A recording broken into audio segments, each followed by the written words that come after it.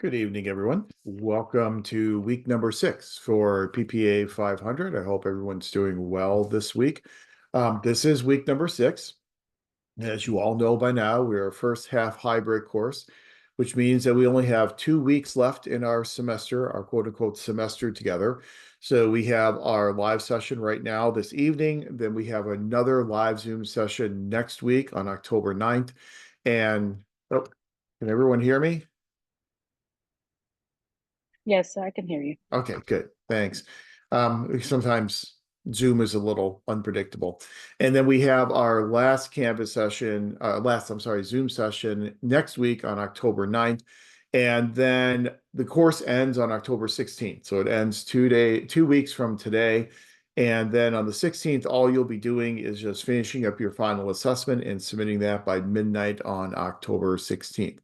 The university is kind of a little picky about final examination periods because even though we're a hybrid course, a first half hybrid course, university still requires that all courses have a preordained final examination period.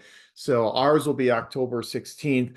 You don't have to be here. You'll just be working on your own, finishing up your final assessment. But that's why we don't have a final Zoom session on the 16th. It's just kind of make sure we're in compliance with university policy. So that's where we are, and that's where we are going. So we're almost done with the course. Um, Thank you for everyone who's already turned in your midterm assessment. Any midterm assessment that came in before about 3:30 today, I've had a chance to take a look at and then return. So far, the midterms have really been outstanding. These are the highest grades that I have seen in many years teaching this course. So credit goes to all of you who've turned in your midterms so far. I think that the answers have been complete, they've been comprehensive, and they've really taken the information from the course and applied that information very well to each one of the scenarios. So if you have not completed and submitted your midterm assessment yet, please do so by midnight tonight. And then any that come in tonight, I'll try and get those graded and turned around and back to you by tomorrow. I'm trying to get all the grades back to you as quickly as I possibly can, certainly within 24 hours. Coming up due next week is your final Canvas essay. That's Canvas essay number 5. And for Canvas essay number 5, what you'll be doing is using some of the information that we are going to cover tonight and applying that information. And so in Canvas essay 5, what you'll do is select a public policy. It's a public policy. You can pick any public policy that you would like. Select a policy that you are interested in, a policy that maybe you have dealt with before. And for that public policy, what you'll be doing is you'll be identifying which of the decision-making models that we will talk about in class tonight is most appropriate to describe the formulation process for that public policy. And then if there's another decision-making model that you think may have been better than the one that was used for the formulation of the policy. Tonight, what we are going to do is we're going to have basically 3 main topics for tonight. The first topic we have for tonight will be public policy, and we'll talk about the role of public administrators in the formulation, implementation, and evaluation of public policies. So we'll talk about what public administrators do in all 3 phases of that policy process and kind of give you a little bit of an introduction then to your PPA 670 policy analysis course that you'll be taking down the road in the MPA program. Then the second topic we will talk about tonight will be program evaluation. And in program evaluation, we will discuss the steps you go through and the techniques you use to evaluate public programs for effectiveness. And that will then give you a foreshadowing of a lot of the information that you'll get in PPA 696 research methods.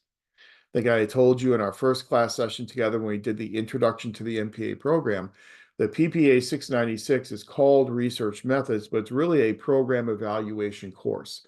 And so what we do in that course, we take the classic social science research methods that you're probably already familiar with from your undergraduate research courses, and we apply those methodologies to how we evaluate public programs from an empirical basis. So we'll foreshadow what you'll get in some of your PPA 696 course. Then the third topic we're going to look at tonight is the topic of effectiveness in public administration. And we'll talk about how we define effectiveness, how we measure effectiveness, because at the end of the day, everything that we are doing in terms of how we manage our organizations, how we manage public policies, how we manage the implementation of public programs, we are doing all that for the purpose of effectiveness. We have seen multiple attempts at reforming governmental organizations over the years, and the primary purpose for all of those attempts at reform, that primary purpose has been to enhance effectiveness.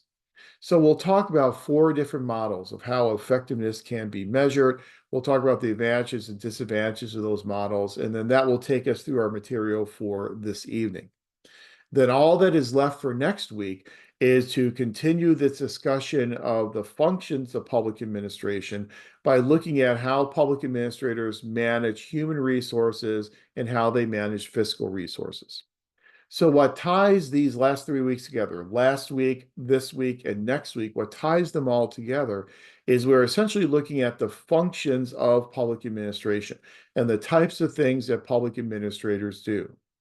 Last week, we looked at how public administrators viewed and managed their organizations. And I introduced you to the organization theory literature and how the way in which we view organizations and how we lead and manage those organizations, how that has changed over the past 150 years. But that was a function of leading and managing our organizations. Tonight, the functions that we're going to look at are how we participate in the policy process, how we implement and evaluate public policies and public programs. The next week, the functions will be how we manage human resources and how we manage fiscal resources. And then that will take us through all the information that we normally cover here in the PPA 500 course. I don't think we're going to get into performance measurement very much next week, because tonight, when we talk about effectiveness and the models of effectiveness, we'll kind of touch on the issue of performance in organizations. And so we'll kind of touch on that information this week, subsumed within our discussion of effectiveness. So that's kind of where we are and then where we are going over for, I guess it's just next week now. And then, as I said, your final assessment will be due by midnight on October 16th, 2 weeks from tonight. So just like we did with our midterm assessment, I think it's important for us as a class to take a few minutes here at the beginning of the class session tonight to talk about that final assessment. Most of you have finished your midterm now, and so it's now time to look forward to the final. So what I would like to do is just take you through this final assessment, take you through the 5 scenarios and all 10 questions on the assessment. The final assessment is just like the midterm. It's structured in the exact same way. The only difference is obviously the material covered on the final assessment is different than the material that's covered on the midterm assessment. So I'll take you through those 5 scenarios and kind of show you what I'm asking and what my expectations are in terms of your answers. In terms of the length of answers on the final assessment, it's the same expectation as it was on the midterm. And so if you submitted your midterm, you got a great grade on your midterm, just keep doing the same type of thing then on the final assessment. Now, the final assessment is going to cover material that's not cumulative. So it's going to cover material that we cover primarily tonight and what we will cover in next week's class. And so tonight and next week will give you the information that you need in order to respond successfully to these 5 scenarios. So let me spend some time going through these scenarios, reading through them with you and showing you what you'll be doing and what the expectations are. So in this first scenario on the final assessment, I'm hoping if you can see this on your screen. If you can't see this on your screen, let me know and I will reshare it. But in that first assessment on the final assessment, first scenario on the final assessment, we have you applied for a position with the United States Department of Veterans Affairs as a policy analyst in January.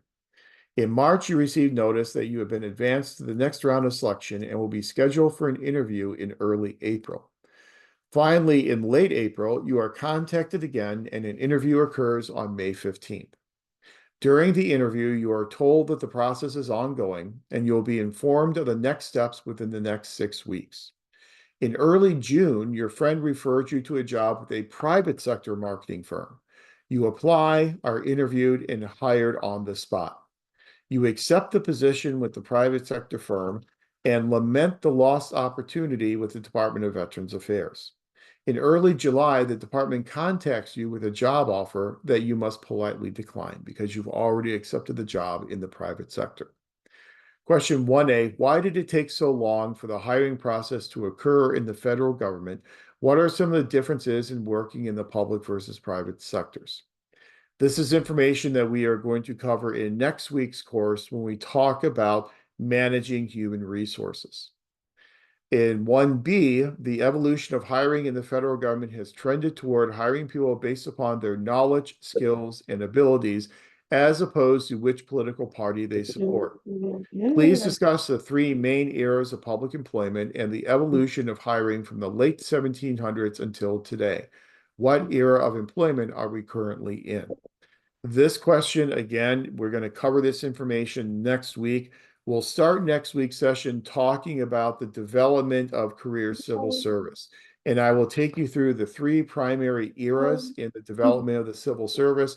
We'll talk about the era of gentlemen, the era of spoils, and the era of merit. And we'll talk about why we made this movement toward career civil service, Pendleton Act, and all those good things. And so by the end of class next week, you'll have the information that you'll need to successfully answer both questions 1A and 1B. This is essentially our personnel, human resources type of scenario. Then scenario number 2, the maintenance department of the Department of Public Works maintains all public facilities within the city of Treetown. Treetown is a well-maintained community and prides itself on the cleanliness of its public facilities. However, as the city has grown over the past several years, the number of public facilities has as well. This resulted in maintenance workers being asked to do more and often complete work outside of their position descriptions. As a result, the maintenance workers bargaining unit files a grievance that the additional new work has changed the work conditions of maintenance employees. This grievance eventually makes its way into the collective bargaining negotiations, and management and the bargaining unit have been struggling to come to an agreement over the issue. The bargaining unit declares an impasse when it's apparent that no agreement is on the horizon. So in question 2A, what impasse resolution processes are available to the bargaining unit and the agency? Please discuss the three primary impasse resolution options. This is information we will again talk about next week in our discussion on management of human resources. 2B, if you were a new director for this agency and you had to direct your human resource manager to correct the issues of employees working outside their descriptions, what functions of human resource management should your human resource manager do? Again, information we'll get next week when we talk about managing human resources. Then scenario 3 uses information from next week in our discussion of managing fiscal resources. The city of Preble Heights is struggling with its budget. It uses a simple line item budget and typically increases expenditures each year in connection with increases in gross domestic product rates. Over the past 5 years, the city failed to complete its budget on time and struggled to balance revenues and expenditures. The city auditor found that many programs are inefficient and are not achieving their goals and objectives. Standard & Poor's and Moody's, are two of the primary credit rating agencies that give cities their bond ratings. And so what they'll do is they'll look at the fiscal health of the city and then use a bunch of different indicators in order to come up with a credit rating.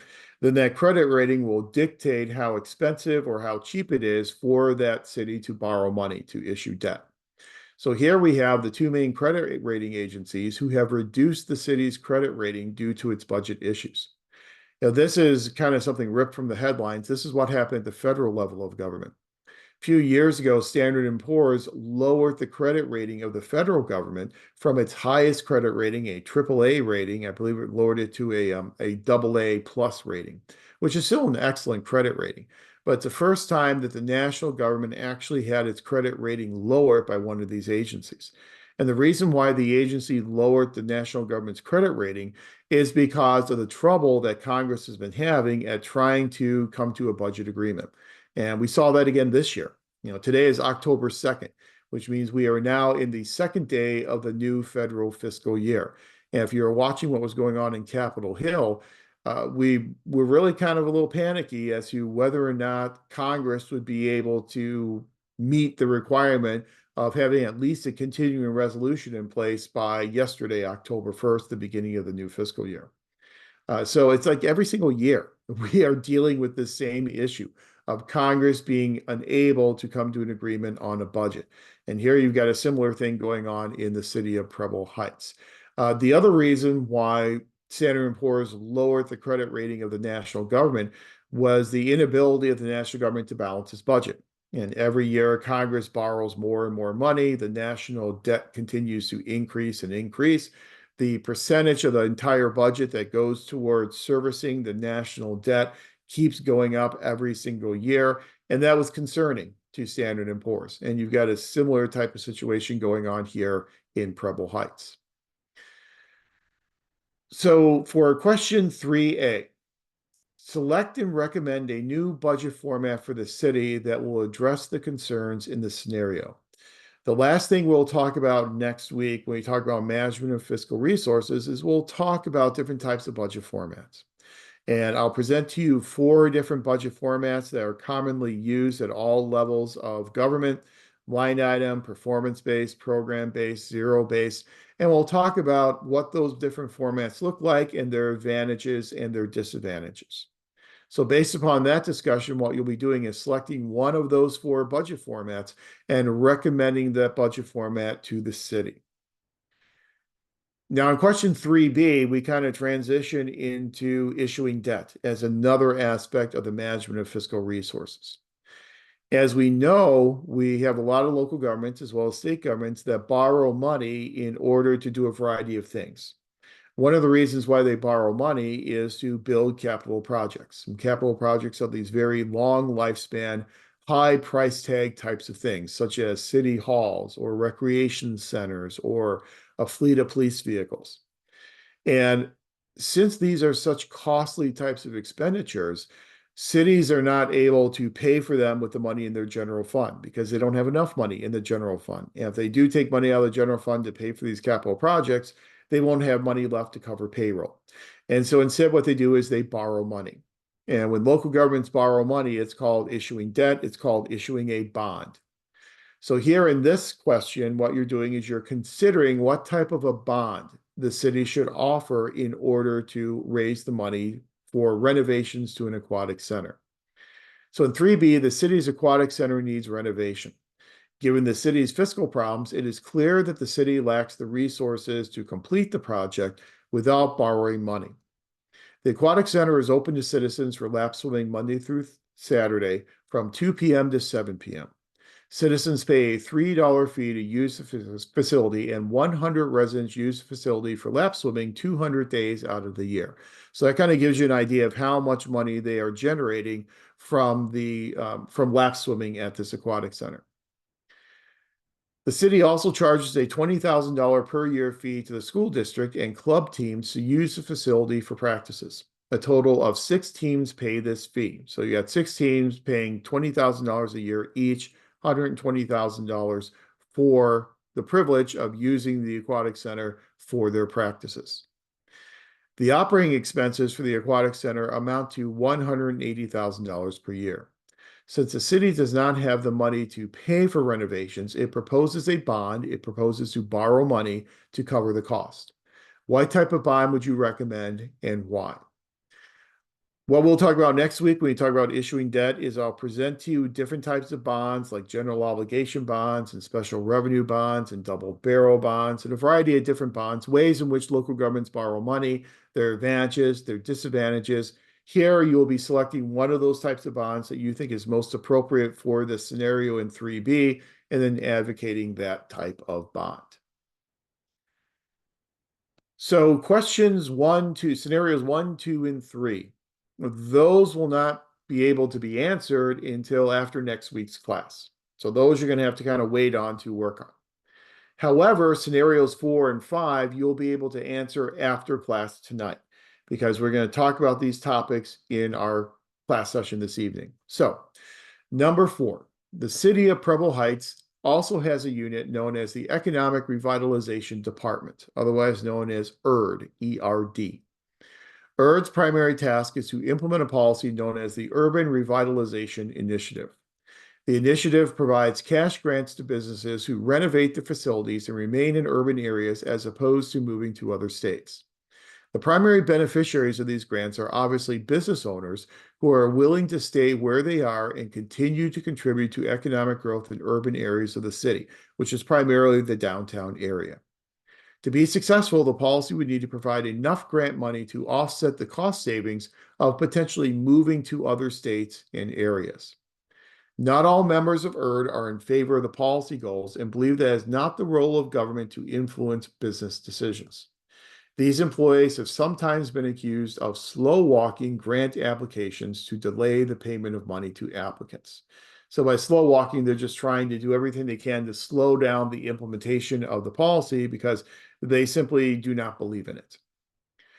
4A, from a policy implementation perspective, utilize Pressman and Moldovsky's implementation research to illustrate some of the barriers to successfully implementing this policy. Tonight, in the first part of class, when we talk about policy analysis, we'll talk about the three different phases of policy. That second phase is policy implementation. And I'll introduce you to the Pressman and Waldowski kind of classic study of policy implementation and some of those barriers, some of those obstacles that exist to successfully implementing public policies. Then in 4B, drawing upon the four models of organizational effectiveness, examine this scenario from the perspective of each of these models. How would each model define the agency's effectiveness in implementing this policy? Again, tonight we will talk, third thing we'll talk about are the models of organizational or models of effectiveness. And I'll present you with four different ways in which we can measure and define effectiveness. Here you would be talking about those four models and how each of those models could be used to help define effectiveness in implementing the policy. So this is information from tonight's class that you'll use to answer scenario 4. Then scenario 5 is our program evaluation scenario. So information from tonight as well will be used to answer scenario 5. It has now been 2 years since Preble Heights renovated its recreation center. So we are fast forwarding 2 years into the future. The Parks and Recreation Commissioner, Julia Lopez, approached the council last year with a proposal to address juvenile delinquency in the city. The city has seen a rise in the incidents of graffiti and vandalism over the past several years. Ms. Lopez proposed creating a program of after-school sports offered free of charge at the recreation center. The after-school sports program is offered from 3 p.m. to 7 p.m. Mondays through Fridays and 11 to 4 p.m. on Saturdays. The goal of the program is to give youth something to do after school and deter them from engaging in acts of graffiti and vandalism. The program has been up and running for 1 year. You are a program specialist, and the city manager has approached you to create a program evaluation to evaluate the effectiveness of the after-school sports program. 5A, identify and discuss the primary independent variable, dependent variable, and control variables that you would use in your program evaluation. And then 5B, identify and discuss the research design that you would recommend using to evaluate the program's effectiveness. This is our program evaluation information that we will then also cover in tonight's session. So after tonight, you'll have all the information you need to answer scenarios 4 and 5. 1, 2, 3, you'll have to wait for that information until we finish up our class session next week.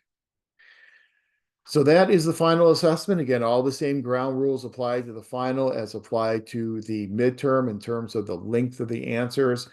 So as I said, if you did a great job on the midterm, then use that same approach then on this final assessment. Any questions, at least preliminary questions, because this is probably the first time you've seen the final, any preliminary questions on these scenarios or what you're supposed to do for the final assessment? As was the case with the midterm, you don't have to go out there and do outside research. This is an assessment device. And as an assessment device, what we're doing is we are assessing your ability to take the information that you have learned in the course and apply that information appropriately for these scenarios. So if you do want to do some outside research, that's fine. Certainly if you're going to do that, include the citations for any sources that you are using, but you do not have to, because we're just looking at how you're using the information that you have gleaned in your time in this course. So this is again due 2 weeks from tonight by midnight, and this will be the final assignment that you will be turning in for this course. And so once you got your final assessment done, then you are done with all the assignments for the course, and you can then move onward and upward. If you happen to be registered for a second half hybrid course, those will probably be beginning the following week after we are done, and you can go ahead and start working on that course. If you don't have any second half hybrid courses, then I guess you get a little bit of a break then until spring semester. But that's kind of the nature of these first half hybrid courses. They go by very, very quickly, but they do afford you a lot more flexibility than you would have if you were in a semester long course. We do cover a lot of information, and we cover that information relatively quickly, as you have seen over the past 6 weeks. But we cover all the same information that we would normally cover if this was a 15-week course. We just do it at a little bit more of an accelerated pace. Okay. All right. Well, as you start working on the final assessment, any questions you have, as always, feel free to reach out to me, send me an email. I'm happy to answer any of your questions. So let's get into our material for tonight and see if we can get through all of our material. And if I can actually get you out a few minutes early tonight, that's what I'm going to attempt to do. No promises, but I'll do my best. Last week, we started this discussion, basically the idea of the functions of public administration. What do we do as public administrators?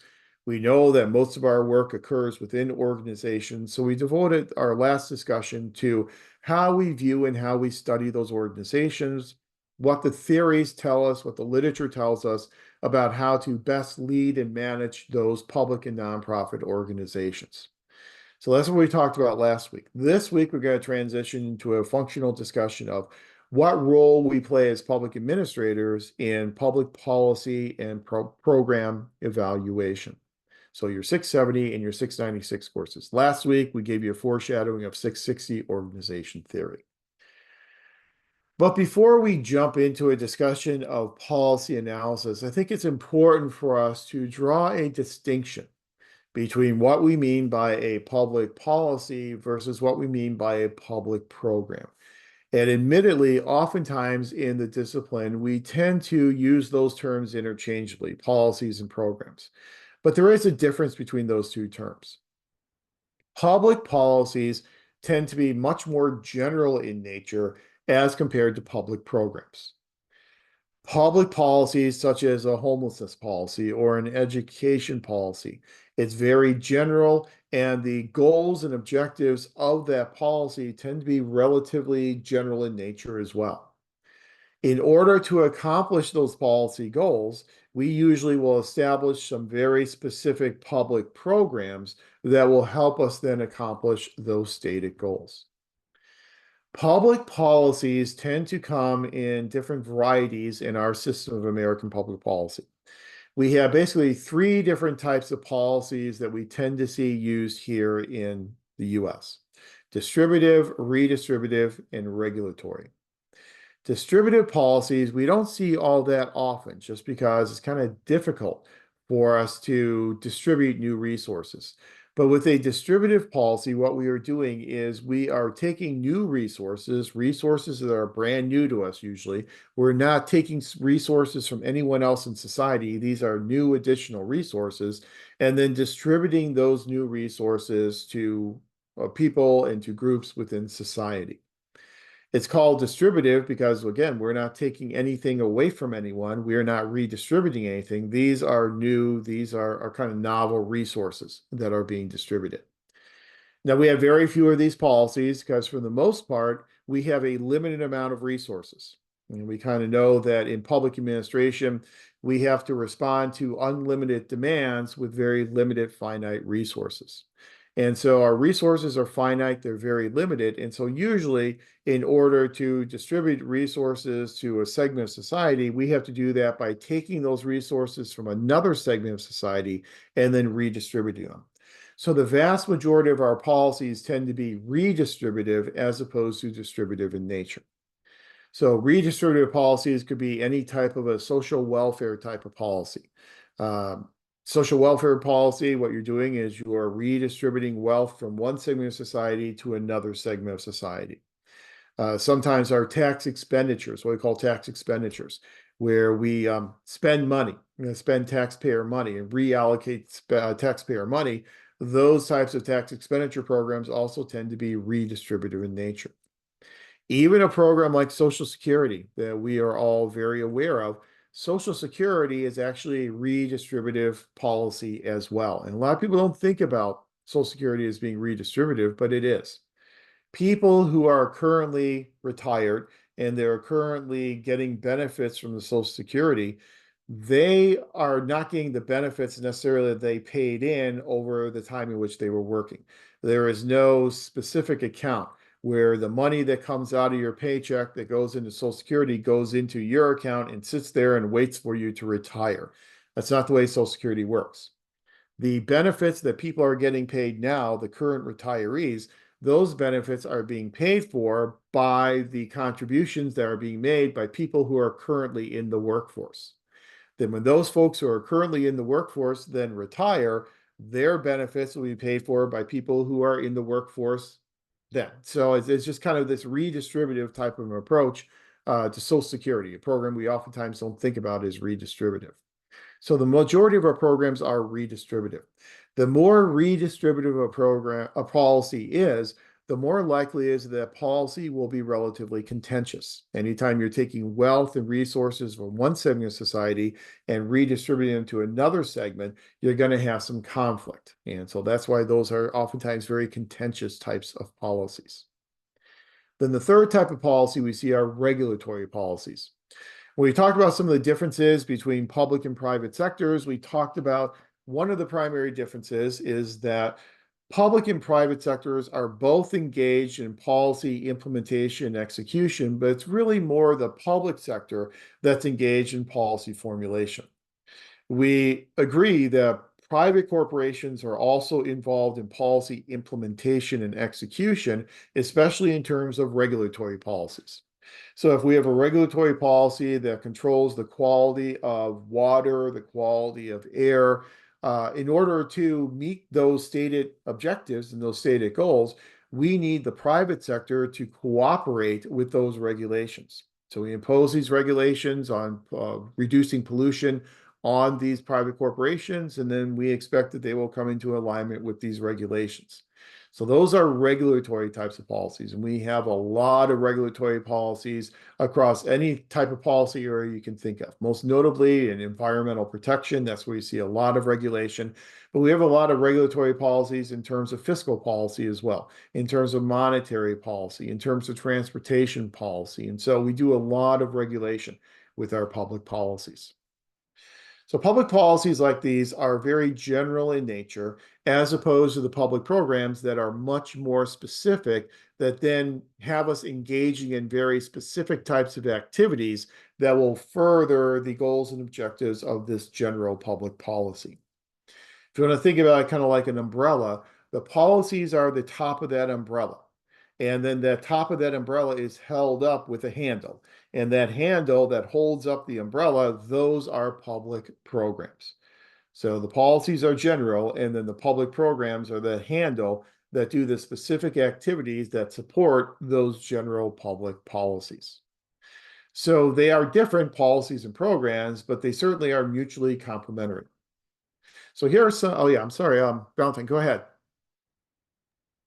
Hi, Dr. Powell. Sorry to interrupt, but I can't find these slides on Canvas. I wanted to take notes on the slides. I don't see them there. Oh, I think that what I did is I added a couple of extra slides. So the slides that are on there, these preliminary slides are kind of new. And so I'm going to go ahead and I'll load it up after class. But yeah, these are kind of additional slides that I added. So Okay, thank you. yeah, no, thanks for pointing that out because I'll make sure to put the new version up there. So it's what's really useful, I think, as we get into our discussion of policy analysis is to kind of highlight these differences between public programs and public policies. I think sometimes in previous manifestations of discussions, we haven't really done that great of a job of it. And so that's why I kind of added these additional slides. So with these general policies that are supported by these specific programs, here are some illustrative examples. And so you think about a public program such as, I'm sorry, a public policy such as educating at-risk youth. So we have this policy, and the purpose of the policy is to educate at-risk youth, and perhaps one of the goals is to enhance the graduation rates of at-risk youth, however you define at-risk youth. And every state has its own definition of what it considers to be an at-risk student population. And we won't get into how California does it, but it certainly has certain criteria that you have to meet to fall into that category of being an at-risk student. So the policy goal is hopefully to get these students to graduate at higher rates. In order to accomplish that, we are going to have specific public programs, such as perhaps an after-school counseling program. So this after-school counseling program will then employ counselors to meet with students after school to help try and counsel them about the importance of education to try and increase their high school graduation rates. The way in which we measure that public program, because it is a much more specific program, will be different than how we measure the policy. So for this public program, we may measure it in terms of effectiveness of this program in terms of maybe the number of counselors that we have providing this counseling. Perhaps it could be the number of students who take advantage of these counseling opportunities. Perhaps it could be the amount of time that students spend in these counseling programs. And so there are a lot of ways in which we can have very specific quantitative measures of how successful and how effective these programs are. Another example, a general policy could be a policy aimed at homelessness mitigation. And it'll be a policy that is meant to reduce the homeless population and to move people from a status of homelessness to having adequate and affordable housing. Programs that may support this homeless mitigation policy could be something like a motel conversion program. So we're going to spend money to identify motels that can then be converted into long-term sustainable living options for people who lack affordable and adequate housing. It could be something such as a voucher program, a portable voucher program, where we put our money into creating these portable vouchers that then people who lack affordable housing can then take these vouchers and they can use them to purchase housing. So those are specific public programs that then support the overall policy goal of homelessness mitigation. So again, just a couple of real simple illustrative examples to show you some of the differences between public policies and public programs, but how public programs in a very specific way can complement and support the achievement of the policy goals associated with those more general public policies. So given that difference, that's kind of the justification for why we in our MPA program maintain two separate core courses. We have one course 670 on policy analysis and another course 696 on program evaluation. Now, admittedly, some MPA programs will combine them together. And so I just did a accreditation site visit last year for an MPA program, and they had combined them together. They had one core course that was called, it was something like program and policy analysis or something like that. And they actually put the two terms together and handled it in one course. We kind of separated it into separate courses because the methodologies that we use to assess our policies are sometimes different than the methodologies we use to evaluate our programs. So with that distinction kind of established, now let's jump into the discussion of policies. And what I like to do is kind of take you through the major phases in the public policy making process, from formulation to implementation to evaluation. And as we go through those three different phases, we will talk about the role of public administrators in each one of those three phases. So the first phase, policy formulation, is something we have talked about frequently so far in this course. We talked about it in our differences between public and private sectors. We also talked about policy formulation when we talked about accountability and ethics. And remember, we talked about the legal boundaries approach to accountability. And back in that legal boundaries approach in the time of the politics administration dichotomy, we were able to then say, well, if an administrator is engaged in policy formulation, that means that the administrator is engaged in an inherently political process, and that at that time might be considered to be unethical. But we then said, as of the 1930s, that politics administration dichotomy went away, and we recognized that there is an interconnection and a bleeding over between the administrative and the policy side. There's a bleeding over between policy implementation and policy formulation. So much so that today public administrators are oftentimes very much involved in the formulation of public policies. And so it's not just elected officials in the political world. Now we have administrators who are engaged in formulation by providing advice, providing technical expertise in the design, the formulation of these public policies. Before a policy can be formulated, an issue must first get onto the formal decision-making agenda of a decision-making body. Congress, a state legislature, a city council, that issue must first get onto their formal agenda. If it doesn't get on the formal agenda, then there'll never be any policies made. How often do we say, well, we see a problem, we say there ought to be a law. When we say there ought to be a law, we're basically saying there ought to be a public policy that can control this issue or can hopefully help resolve this issue. That's what we're talking about when we're talking about formulating a policy. So the formulation process, what we are doing is we are designing that policy. John Kingdon is a very famous public administration theorist who also kind of does political science work as well. He works in both worlds. But John Kingdon tells us about how issues make it onto the formal decision-making agenda of a legislative body. He argues that essentially we have what he refers to, his terms, not mine, a primordial soup. So we've got this primordial soup of all these issues that are floating around out there in society. These are issues that the public, members of the public, are aware of. We know that they exist. We know that they are problems, but they just kind of exist there in our collective consciousness. But we're not really doing anything about them. Kingdon says that there must be a process by which these issues can basically crawl out of this primordial soup and get on formal decision-making agendas. Kingdon argues that one of the main ways that that happens is by the opening of a policy window, that there's oftentimes some type of a triggering event in which something major happens that galvanizes public opinion around the idea that we need a policy that will deal with this issue or this problem. That triggering event then opens up this window that allows the issue to get onto the formal decision-making agenda. Once it is on the formal decision-making agenda, then we need to have some type of decision-making calculus to decide how we're going to formulate a policy to deal with this issue or this problem.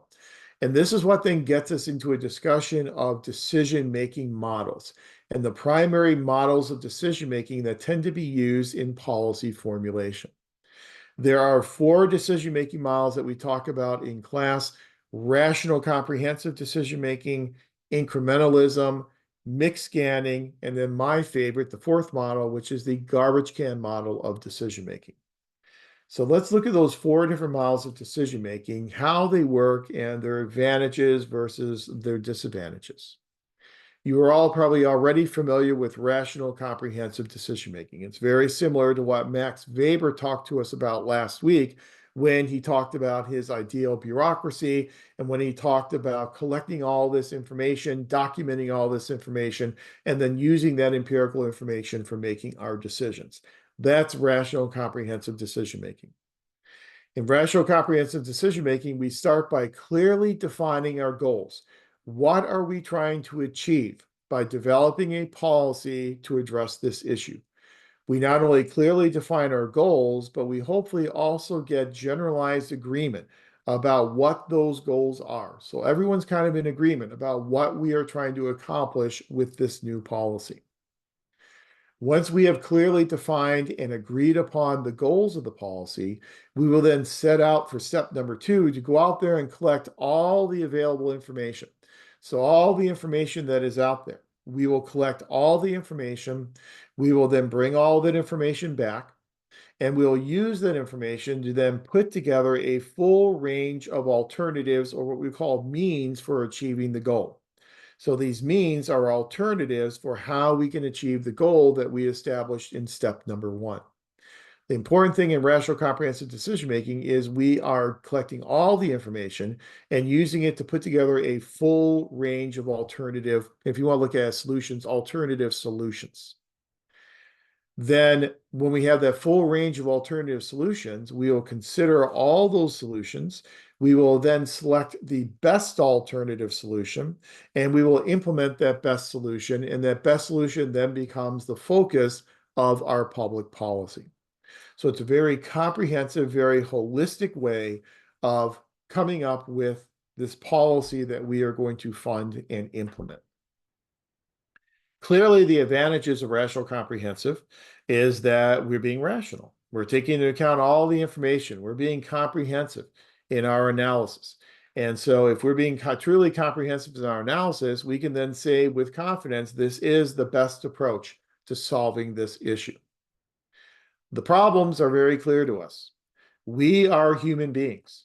And as human beings, we have bounded rationality. And this idea of bounded rationality comes to us from our good friend Herb Simon. I know we've talked about Herb Simon a couple times in this class, but Herb Simon says, as human beings, we have bounded rationality. We have cognitive limitations. There's only so much information that we can acquire. There's only so much information that we can understand. We are limited in our cognitive abilities. We have these hard boundaries on our ability to be rational and comprehensive. Since we have this bounded rationality, it is unlikely that we're going to be able to go out there and collect all the available information. We don't have the time, we don't have the cognitive ability, we don't have the resources to do that. We don't have the ability to analyze all the information in the world. So because of these rationality boundaries, it means that we are probably not going to be able to, with confidence, say this is the best alternative solution to this issue or this problem. So it's very difficult for us on a daily basis to use rational, comprehensive decision making. Also, one course of action is probably going to then result in other unintended consequences, or what we refer to in the world of economics as externalities. So if we decide to pursue this path and we decide to implement this alternative solution, that means that these other things are going to end up happening. There are opportunity costs that if we spend the money on this policy, it means we can't spend the money on other policies. It's kind of what we refer to in the policy world as being a wicked problem. So problems that are wicked are problems that once you try and solve them, they then result in additional problems and oftentimes additional unforeseen problems. And the reason why we haven't come up with a acceptable solution to the problem of homelessness is because homelessness is very much of a wicked policy problem. And most of our policy problems tend to be relatively wicked in nature. So we cannot always be rational in nature. And so instead, our second decision-making model is incrementalism. And if you haven't heard about him yet, there is a public administration scholar by the name of Charles Lindblom. I'm putting this in text chat as we go. So if you have your text chat box open, you'll see this. Charles Lindblom wrote an article many years ago where he basically described how decision-making is done in the public sector. And his argument was that we are rarely rational, comprehensive in our decision making because we don't have the cognitive abilities to be purely rational and comprehensive. So instead, we engage in what he calls incremental decision making. He likened rational decision making to what he called the root approach and incrementalism to the branch approach. Rational comprehensive is the root approach because we actually get to the root of the tree. We get to the root of the problem. Incrementalism, he called the branch approach because we're never able to get to the root of the problem. So instead, we are up there kind of pruning the branches and making little, small, incremental, marginal changes and decisions along the way. Incrementalism is a decision-making model whereby we, again, make those small, marginal, incremental decisions instead of making these big, one-time rational types of decisions. And the reason why we engage in incrementalism, our goals are not easily defined and agreed upon. We cannot have the ability to collect all the possible information. So we go out there and we collect all the information that we have access to, that we can collect in this limited time frame. When we're developing these policies, we are developing policies to try and address or remedy an important problem. Those problems are usually time sensitive. So we can't take 10 or 15 years going out there to collect all the information to solve these problems. We're going to have to solve them or at least alleviate them relatively quickly. So we don't have the time or the cognitive ability to go out there and collect all the information. So we collect a limited amount of information. We then use that limited amount of information to put together a limited range of alternative solutions. As opposed to a full range, it's a limited range. We then look at that limited range of solutions, and then we make what we call limited successive comparisons. So we'll compare solution A to solution B, solution B to solution C, solution C to solution D, solution A to solution D, and so on and so on. We make these successive limited comparisons of the solutions that we have generated. Since we have generated a limited range of solutions, it's impossible for us to say that we are selecting the best solution. The best solution may be floating around out there, and we never even thought of the best solution. We've never even conceptualized of it. We haven't been able to. So what we're doing is instead of selecting the best solution, we're going to select the first appropriate solution, the first solution that is appropriate for us and will address the problem. So it's not the best, it's the first appropriate solution. We then implement that first appropriate solution, and that becomes the focus of our public policy. Advantages, obviously, this is much more realistic, and this is kind of how decisions are made on a daily basis in the public sector. The criticism is that it's going to lead to just small marginal changes from what we used to do in the past. So most of our budgets and our budgeting decision, those budgeting decisions are made on an incremental basis. We look at what we spent last year, how much we spent on all these different expenditures, and then we'll add a little bit more to it. So we'll say to take account of inflation and the increase in the cost of living, we're going to add on 2% or 3% to what we spent last year. So most of our budgets tend to be very incremental in nature. Lindblom, when he presented this in his article, and this difference between the root and the branch approach, gained a lot of acclaim, and he won a lot of awards for it. And he was kind of stunned by the recognition that he got, because he said he wasn't developing a new theory. Incrementalism wasn't a new theory. This was just him describing how decisions are typically made in the public sector. So that's our second decision-making model, incrementalism. So looking at our first two models, they're kind of diametrically opposed to each other. On one side, we have these purely rational, comprehensive models. On this side, we have incrementalism. So since those two models are completely opposed to each other on opposite ends of the spectrum, it means there must be something in the middle. There must be some compromise in the middle. So our third decision-making model is that middle ground, is that compromise known as mixed scanning. And mixed scanning comes to us from a theorist by the name of Amitai Etzioni. Etzioni argues with mixed scanning that we can combine the two models together. They are not mutually exclusive. So for very big, momentous issues, we will be as rational as we can be. But for those smaller, more mundane issues, we're going to save ourselves time and worry and just be incremental. So for something like a big issue like building a new city hall that's going to cost tens of millions of dollars, or a new school that will probably cost 60 to 70 million dollars, that's a big decision.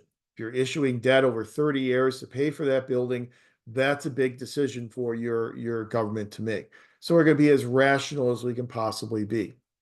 That's why for those types of expenditures, those capital expenditures like new buildings and those types of things, we incorporate those within a capital budgeting process and put them in what we call a capital improvement plan.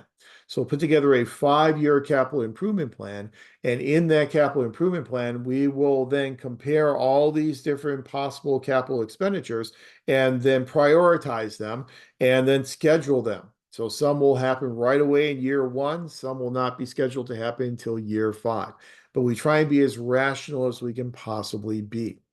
And we'll talk more about that next week when we talk about the management of fiscal resources. And I'll kind of take you through an example of how we went through the process when I was on the school board of spending $148 million in bond proceeds, and the very rational, comprehensive process we went through in deciding how that money would be spent. But then you've got those more mundane day-to-day issues, such as the purchasing of supplies. And so, how many staples you need to buy for next fiscal year. You could probably base that decision on how many staples you bought in the previous fiscal year. So you can be very incremental for those small types of decisions. The nice thing about mixed standing is it makes sense to us here on a Wednesday evening, talking about it in a classroom setting. It makes logical sense to us. The problem is there's a lot of subjectivity involved. What is one person's big issue may be someone else's small issue, and vice versa. So it's very subjective in determining which issues go through a rational decision-making process, which issues go through a more limited incremental process. But the fourth decision-making model that I am a fan of is what's called garbage can model of decision-making. And I'm a fan of garbage can model decision-making because I think it does a pretty good job of describing how we formulate a lot of our policies in this country. I don't like the name of the model. The garbage can just kind of gives you the idea that you throw everything in a garbage can, you shake it up, and what you get, you get. There's a lot more rhyme and reason to it than just that. Garbage can model decision making says that we tend to formulate policies, make policy decisions at the confluence of four different streams of thought. One stream is what the authors Cohen, March, and Olson call the participant stream. So in the participant stream, what they are saying is that we have people in decision-making positions. We have policymakers who are in those decision-making positions who are predisposed to making a big change to the way in which we are addressing this issue, or predisposed to coming up with a brand new policy approach. So we have people in Congress, people in the White House, in federal agencies who are really very predisposed to coming up with this new policy direction. The second stream is the problem stream. So this is kind of like John Kingdon. Now, John Kingdon told us we've kind of got this primordial soup of all these different problems that are floating around out there. So here we've got a problem stream. All these problems are floating around in this problem stream. Then alongside that problem stream, we then have a solution stream. These are solutions that can be ostensibly applied to solve those problems. These solutions are not all brand new. These can be solutions that predated the problem. These can be solutions that were developed decades ago for some other type of problem that we can then take the solution and apply it to a contemporary problem. An example of that is in terms of welfare reform in the mid-1990s. 1996, we got this big piece of legislation called the Personal Responsibility and Work Opportunity Reconciliation Act. It's a mouthful, but it's kind of come to be known as welfare reform. Welfare reform was predicated upon trying to move people from welfare to work. And the way to do that was to, instead of using very specific types of grants known as AFDC grants, we replaced those grants with a type of grant known as a temporary assistance and needy family grant. It was what we call a block grant. So we replaced a very specific categorical grant with a more general block grant that afforded states a lot more flexibility in how they spent that money. So as long as that block grant money was being spent for the purpose of moving people from welfare to work, then states could spend that money in a variety of different ways. If they want to spend it on child care programs, they could. They want to spend it on computer literacy programs, they could. They want to spend it on job interviewing types of training programs, they could do that as well.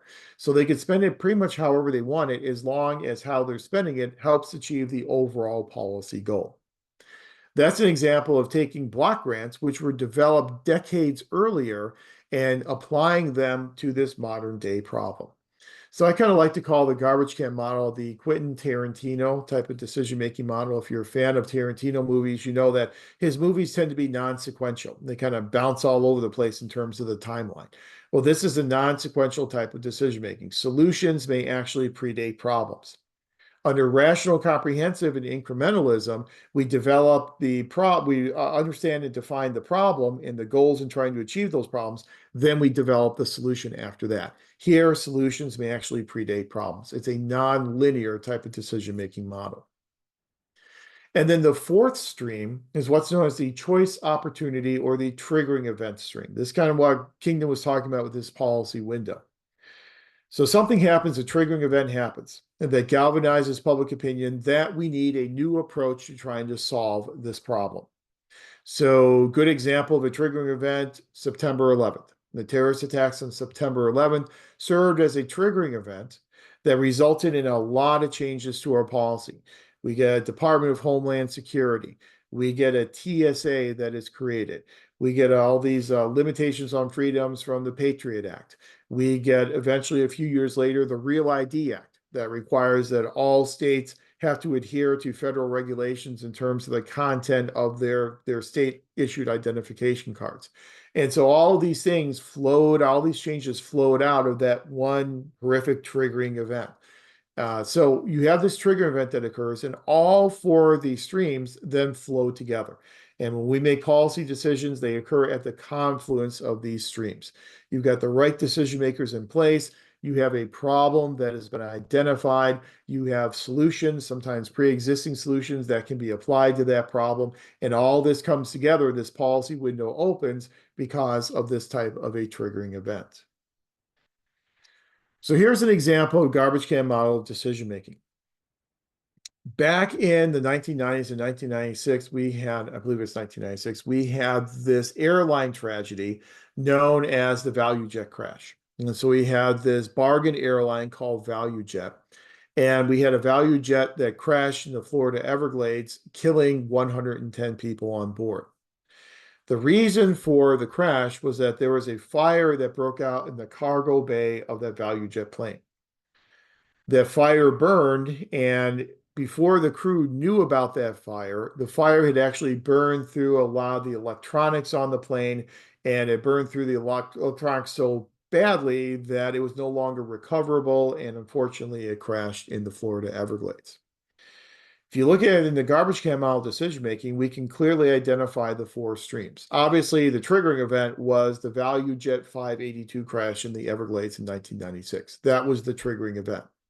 But we also had a participant stream in that we had people in Congress, we had a president in the White House. They were predisposed to coming up with an answer to try and deal with this issue. The issue obviously was crew was unable to detect the fire on board of the plane. You had consumer right groups and airline safety groups who were also very vocal about doing something, coming up with some regulatory policy to try and make sure this never happens again. We knew what the problem was. The problem was that we had a fire that was undetected until it was too late. The solution was a pre-existing solution, something as simple as smoke detectors. And so the policy that emerged from this ValueJet crash was the requirement that smoke detectors be placed in the cargo bay of planes so that the crew would have some advance warning. If there's the fire in the cargo bay, they could hopefully get down there and put out the fire before it spread to the electrical panel. And so we had a pre-existing solution that was applied to this contemporary problem. All four of those streams flowed together, and that's what gave us that policy that then required, moving forward, that every plane would have smoke detectors placed in the cargo bay. So I just think that's a really good illustration of the garbage can model decision making. I like it a lot because, again, I think it at least partly describes a lot of the decision making that goes in to the formulation of many of the public policies that we have today. So once we have formulated this policy, and again, to highlight the role of public administrators in formulation. So if you go back to this ValueJet example, it wasn't just consumer rights groups and members of Congress. You also had members of Congress reaching out to the FAA and reaching out to federal agencies, asking them for their expertise in terms of what is the most effective way of trying to address this problem. And so you had public administrators who were providing their expertise and their technical advice to help fashion the response to this problem. So there's a very prominent role for public administrators to play today in policy formulation. But we've also mentioned earlier in this course that whenever policies come out of Congress, they tend to come out in very vague and ambiguous terms. We know that in order to get a majority of Congress to agree on anything, which is next to impossible today with partisanship in Congress, and we won't get into the reasons for that, but it's next to impossible today. So in order to get agreement of a majority in Congress, we can't put a lot of details in there. You know, the devil's in the details. The more details and specifics you put into a policy and its design, the less likely you are to get a majority of members to agree to it. So policies tend to come out of Congress and state legislatures with a lot of ambiguity. Once they come out, they then have to go into the implementation phase. And the implementation phase is when we actually put these plans in place, when we actually implement and execute these policies. But when we're implementing and executing these policies, if they're very ambiguous policies, then we need the public administrators to write the rules. And that's where we have this administrative rulemaking process. And so a federal agency will propose, here are the rules that we are proposing to implement this policy. Then they'll have to have a public comment period of time, usually a 60-day public comment period. And so the members of the public can then submit their comments to the agency on these rule changes or these new rules. They'll hold public hearings on these new rules, and they'll invite people to come in and testify on those new rules. And that all has to be done for the purpose of transparency before these new rules are adopted. But these rules that will govern implementation, that's a major role for public administrators to play. So they are determining exactly how these policies are to be implemented. So we not only have a role in formulation, we have a very pronounced role in policy implementation. Even the best designed policies are doomed to failure if they are not properly implemented. So the implementation phase is one of the most important phases of the policy process. We know that implementing a policy is extremely difficult. And this is where this classic study by Pressman and Wildowski that you're going to be talking about on the final assessment, this is where this comes into play. So these two authors, Pressman and Wildowski, Jeffrey Pressman and Aaron Wildowski, did a study, an implementation study of how federal policy was being implemented in one city in Oakland, California in the 1970s. When they looked at the implementation of this federal program, they realized that there were dozens of obstacles to the proper implementation of this policy, and that's why the policy was not being implemented. Specifically, what Pressman and Wildowski tell us is that some of the primary obstacles to proper implementation of the policy are things such as multiple goals. When policies have multiple goals, there's more chance that those multiple goals will come into conflict with each other, that one goal will contradict another goal. When goals contradict each other, then it's up to the implementers to decide which goal they are going to pursue at the exclusion of the other goal. So the more ambiguity, the more multiplicity you have of goals, the more difficult it is to properly implement that policy. The other obstacle, another obstacle that Preston Wildowski told us about, is decision-making on the part of the implementers. So the more decisions that implementers have to make as they're implementing the policy, the less likely it is that a policy will be properly implemented. If the policy is clear and it's very clear to the implementers exactly how to implement the policy, that has a much higher chance for success. But if the implementers themselves have to make decisions about how to implement this policy, that's where it becomes very messy in the implementation process. The intensity of the implementers. So how strongly do implementers support or strongly oppose this policy? The more strongly they support the policy, obviously, the easier the implementation. The more strongly they disagree with the policy, the more difficult implementation. Another factor they talk about is bargaining. So the amount of bargaining that goes on in implementation. So do implementers have to bargain with each other in terms of coming up with negotiated compromises about how to implement this policy? Do they have to bargain with the potential beneficiaries of the policy in order to get the beneficiaries to support the policy and get proper implementation? So the more negotiation and bargaining that goes on, the slower and less successful the implementation. And this just kind of makes sense to us. We talked about last week with Mary Parker Follett. We said that, her theory was all about participation. The more people you get participating, the more they'll buy into the decision. But we also said that there are limitations to that. If you have to make a decision very quickly in a very challenging environment, the more people you involve, the more cooks you have in the kitchen, the more difficult it then becomes to get it implemented. And the creation of new agencies. One of the favorite tactics used by the national government is when they want state and local government to implement a national policy, they will create a new agency.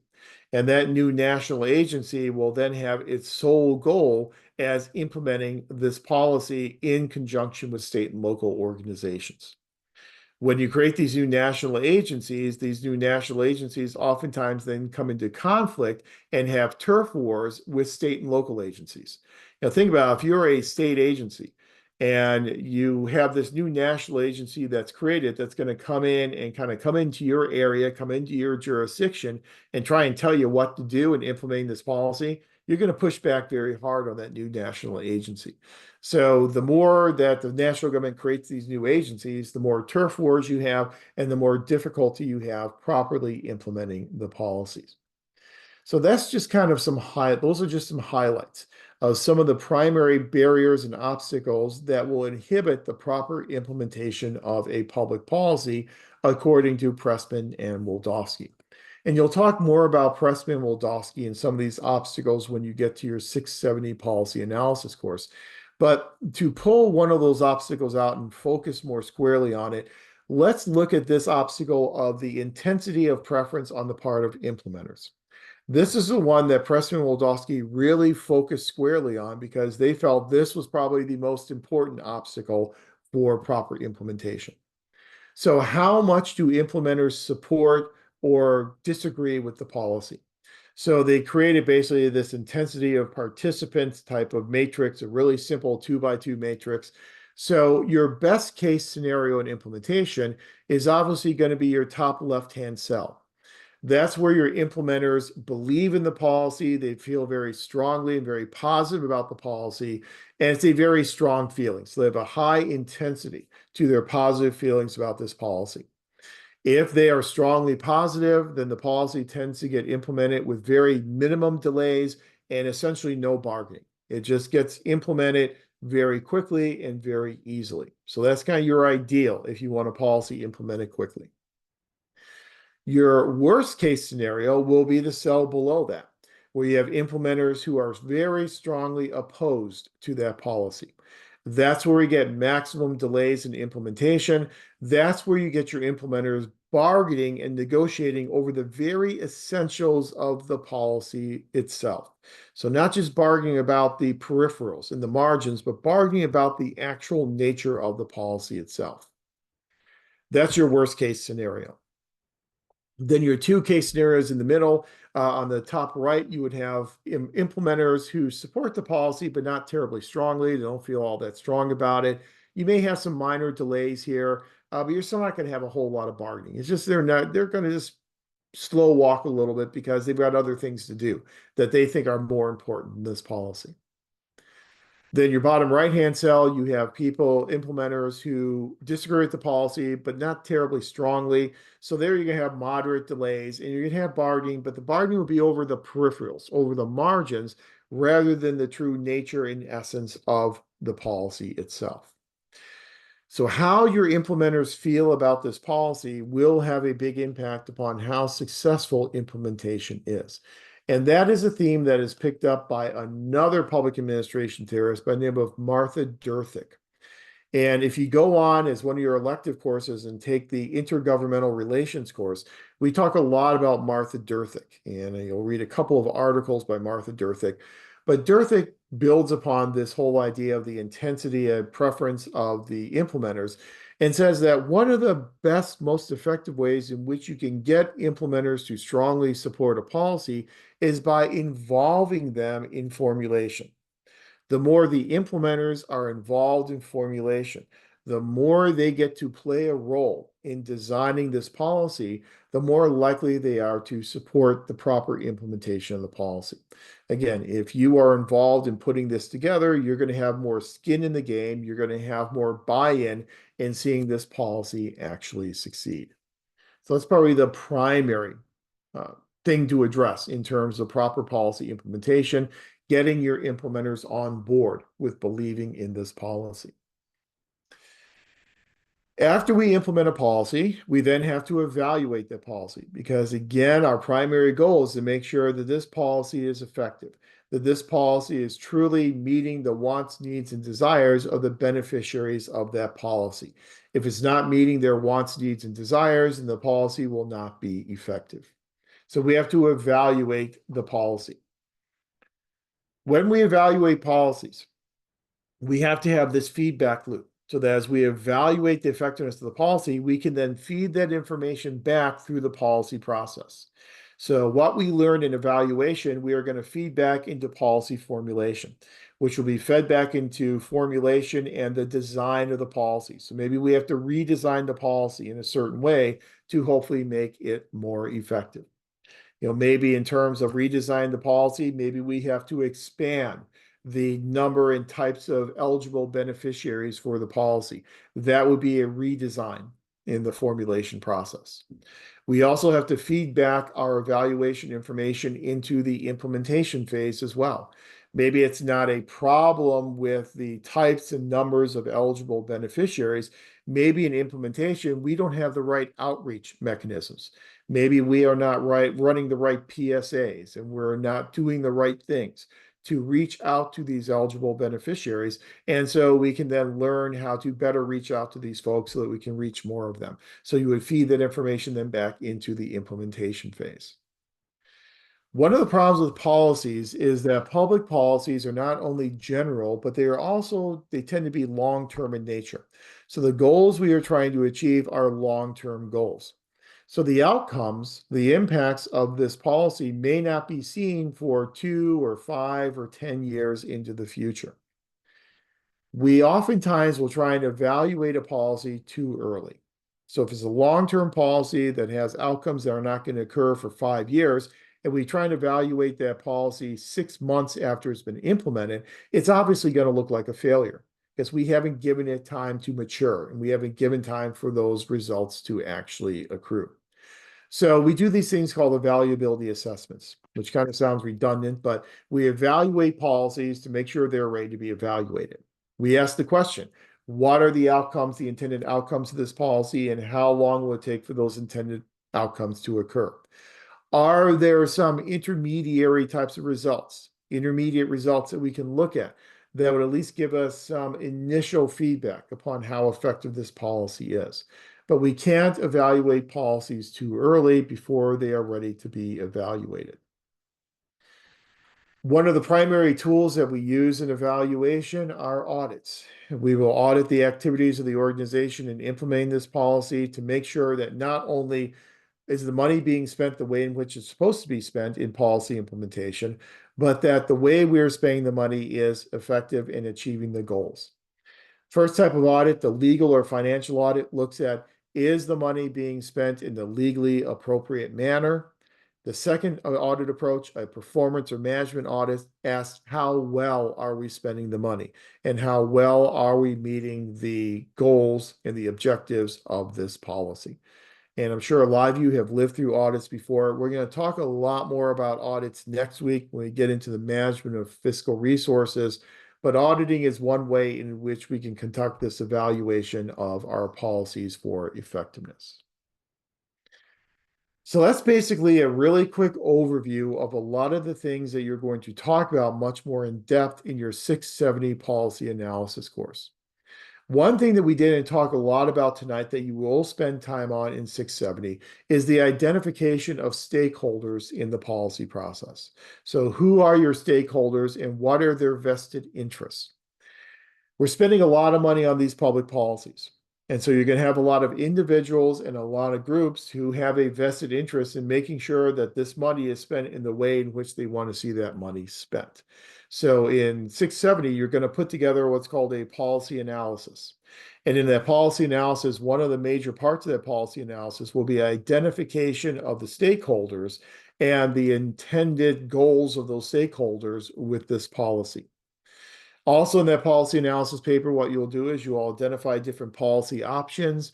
You will come up with ways to evaluate those different policy options and then probably end up making a recommendation for which of those policies you would recommend that the government should pursue. The tools that we use in policy evaluation, policy analysis are different than the tools we use in program evaluation.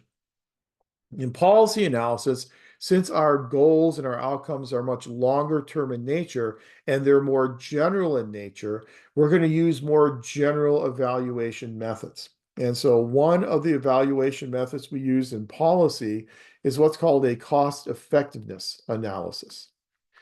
And so in policy analysis, as we are comparing policy options and deciding which policy option to adopt and to implement, we are going to look at scenarios. And we're going to say, okay, policy option A, what's the scenario in terms of what will happen if we pursue policy option A, and how cost effective is that? What are our benefits as opposed to the costs of pursuing this approach? We'll do the same thing for policy option B, the same thing for policy option C, but we'll do it in a much more general, much more qualitative type of a manner. When we evaluate our more specific public programs, we tend to use approaches such as a true cost-benefit analysis. And I'm a pessimist by nature, so I call it cost-benefit analysis. More optimistic people call it a benefit-cost analysis. But in a cost-benefit analysis, what we're going to do is not just compare the costs and the benefits of a certain type of public program, but we will actually monetize those costs and those benefits. We'll say, how much do these costs cost in terms of monetary and dollar values? How much are these benefits in terms of dollar values? And then do that type of very specific quantitative calculation. In a cost benefit analysis, our primary goal is to develop what's called a benefit cost ratio. And this benefit cost ratio, otherwise known as a BCR, that benefit cost ratio is a ratio of the amount of the dollar value of the benefits divided by the dollar value of the costs. Obviously, any benefit cost ratio that exceeds a score of 1 would be positive in that the benefits are exceeding the cost. Any benefit cost ratio less than 1 means your denominator is bigger than your numerator, so your costs are exceeding your benefits, and that's probably a public program that you would not want to pursue. But it's a more specific way of evaluating these programs by adding dollar values to the benefits and the costs, as opposed to a more general approach that you would use in policy analysis with something like a cost effectiveness analysis. So different tools for if we're doing policy or if we're doing public program evaluation. I see that we are coming up on a break, or maybe even past when we should take our breaks. So let's kind of let this policy information settle for a few minutes. Let's take a break. Let's take a break until 5:35, if that's okay. Come on back at 5:35, and then we will move into a discussion of public programs, and we'll foreshadow some of that information that you'll be covering in your 696 program evaluation type of course, your research methods course, and kind of, again, draw some distinctions between how we analyze policies versus how we evaluate programs. So take a break till 5:35, come on back, and we'll talk about program evaluation.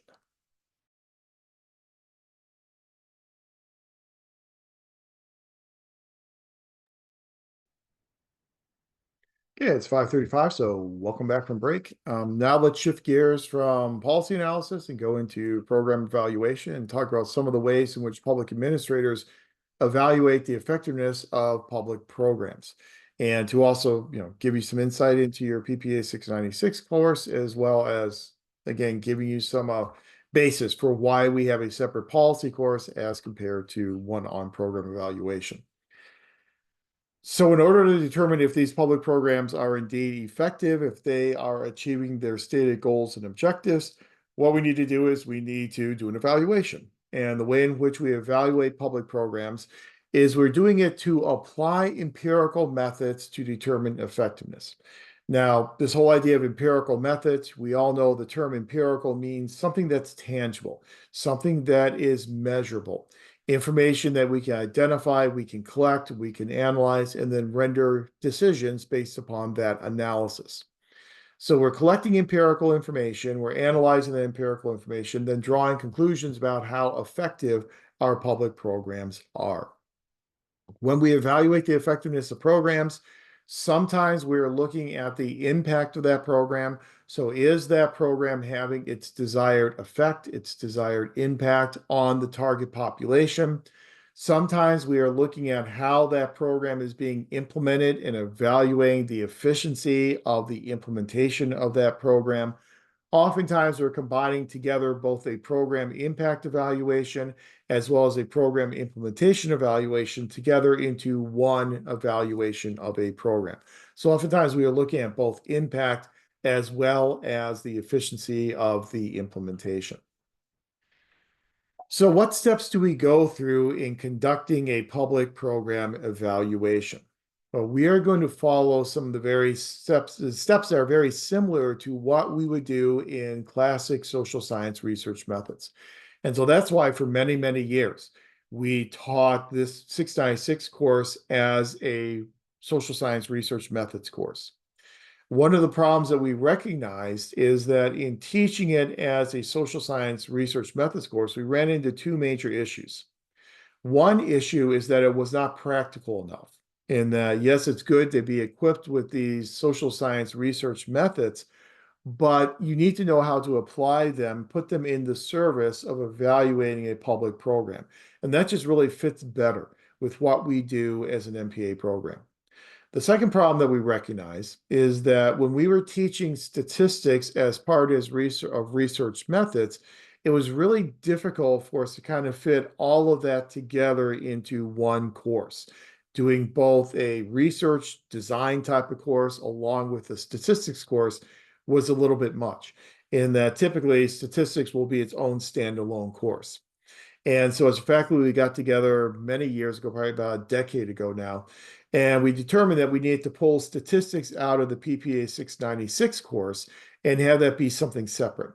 And so that's why we create this statistics prerequisite for students to have to meet before they can register for PPA 696. And so as we talked about on our first night together and you learned about in your program orientation, in order to meet that prerequisite to register for 696, you can do it in a couple of different ways. One way is you can demonstrate that you successfully completed an undergraduate course in statistics. If you don't have an undergraduate course in statistics, then you could meet the prerequisite by taking our course PPA 517, Analytical Skills Development for Public Administrators.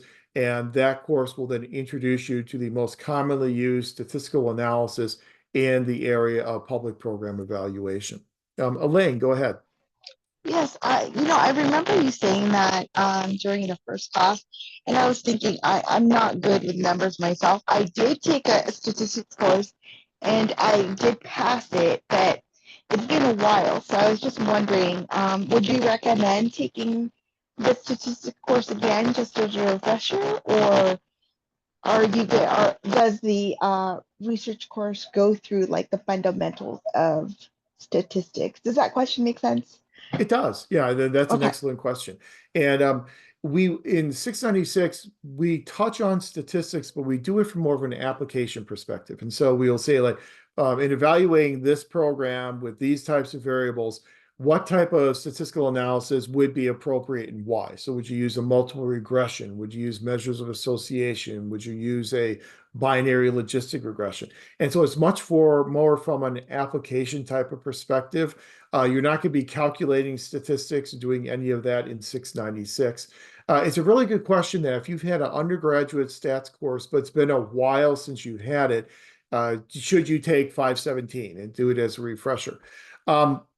I would say, as someone who for many years taught 696, it probably, in my opinion, is probably not necessary to redo statistics again because you're not going to be doing any calculations. You're not going to be running through formulas. It'll just be all application. So if from your undergraduate stats course, if you kind of remember, the idea of regression analysis, the idea of, correlational types of statistics, just kind of in a general sense of what they are and when they can be used, that's what you're going to need as a basis for 696. And so I would say probably not. You probably don't have to retake it. Okay, appreciate that. Thank you so much. Sure. Yeah. And some people do like to do it just because it's not only a refresher in 517, but you also focus more on the statistics that you use in public administration, as opposed to with an undergraduate statistics course where you're focused just more generally on statistics. So when people take 517, that's one of the reasons why they do it. Another reason is that it can count as an elective. And so it can be one of your 5 electives in the program. So taking 517 doesn't add any units onto your 39 unit requirement. It can be done within the 39 unit requirement. So it's kind of personal preference, but I don't think it's absolutely essential to do it in order to succeed in 696. But thank you again. I think that's a great question. I think that's a question that a lot of people can benefit from as well in the class. So in 696, we do touch on statistics, but we're really kind of looking more at how do we go about putting together an evaluation design to evaluate a public program from an empirical basis. So the post-instructional assignment that you will have in your 696 course will be the construction of an evaluation design. Then when you get to 696, 697, I'm sorry, one of your 5 cases in 697 directed research that what we still call the research methods case will be putting together an evaluation design. So you'll be given a case where here is this public program. This is what we want to try and achieve with this public program. Here is how the public program has operated. Put together an evaluation design that would allow you to evaluate the effectiveness of this program and the impact this program is having on its desired outcome. And so the creation of that evaluation design is what you'll do in both 696 as well as in that one case study in PPA 697. So what we do in putting together these evaluation designs is somewhat similar to what we do in putting together a research design. So as you remember from undergraduate research courses, the first step in putting together a research design is identifying your research question. So what type of question are you asking? It's the same type of thing in evaluation design. We identify our evaluation question. So your evaluation question will adhere to the same type of criteria that a good research question would adhere to. So a good evaluation question needs to be clear. It needs to be something that is understandable to people who are reading your question. So they read, here's your evaluation question. They know exactly what you are asking. So, what is the impact of participation in this program on some desired outcome, whatever that outcome may be. But it needs to be a very clear, straightforward type of question. Secondly, good evaluation questions are also answerable. They are questions that can be answered by collecting and analyzing empirical information. So they're not questions that are based upon faith or belief. They're based upon actual empirical information. They are answerable types of questions. And not only are they answerable, but they usually have more than one possible answer. If a question only has one possible answer, chances are we already know what that answer is. So they're answerable, they have more than one possible answer, and they should be as clear as possible. So here are some examples of some evaluation questions that come from a 697 research methods case that we used in 697 several years ago. So you're probably not going to run into this one, but this is one that I actually wrote many years ago. And the case looks at the use of a reading intervention program in prisons and the impact that this reading intervention program has on rates of recidivism. So the likelihood of someone to reoffend. So a basic evaluation question could be as simple as, does the inmate reading intervention program decrease rates of recidivism? That is what we consider to be a directional type of question, in that we're asking, does this program decrease the rates of recidivism? And so if you remember back to your undergraduate statistics course, this would kind of be more of what we would call a one-tail type of a test, in that we're looking at one direction. Does it decrease? The second question there is a non-directional question. So how does the inmate reading intervention program affect rates of recidivism? So those are pretty clear questions. We know what our variables are. Our primary independent variable is the inmate reading intervention program. Our primary dependent variable, rates of recidivism. So our evaluation questions should be as direct and clear and answerable as possible. Our second step then, once we know what our question is that we are trying to answer in our program evaluation, is just like in social science research methods, we have to identify our variables and come up with operational indicators for how we are going to measure those variables. Just like in classic social science research, we're usually looking at a relationship between an independent and dependent variable. Here in program evaluation, our dependent variable, the variable that is being changed, is usually going to be the result of the program. So in our previous slide, rates of recidivism would be our dependent variable. That's the variable that's being affected by the program. The independent variable, the variable that's impacting the dependent variable, that is going to be some measure of the program itself. So it could be the existence of the program. So what we would do is we would look at, for maybe 10 years before the program was in place, we'll measure recidivism rates. And then for 10 years after the program was in existence, we'll measure those recidivism rates so that our independent variable is program existence. And so in all the years before the program was around, we code all those years as 0. For all the years after the program was in place, we code all those years a 1, kind of use that binary dichotomous type of approach to measure the variable of the existence of the inmate reading intervention program. Or our independent variable may look at participation in the program. And so maybe we will measure the number of people who participate in that inmate reading intervention program, the number of inmates who are participating in the program.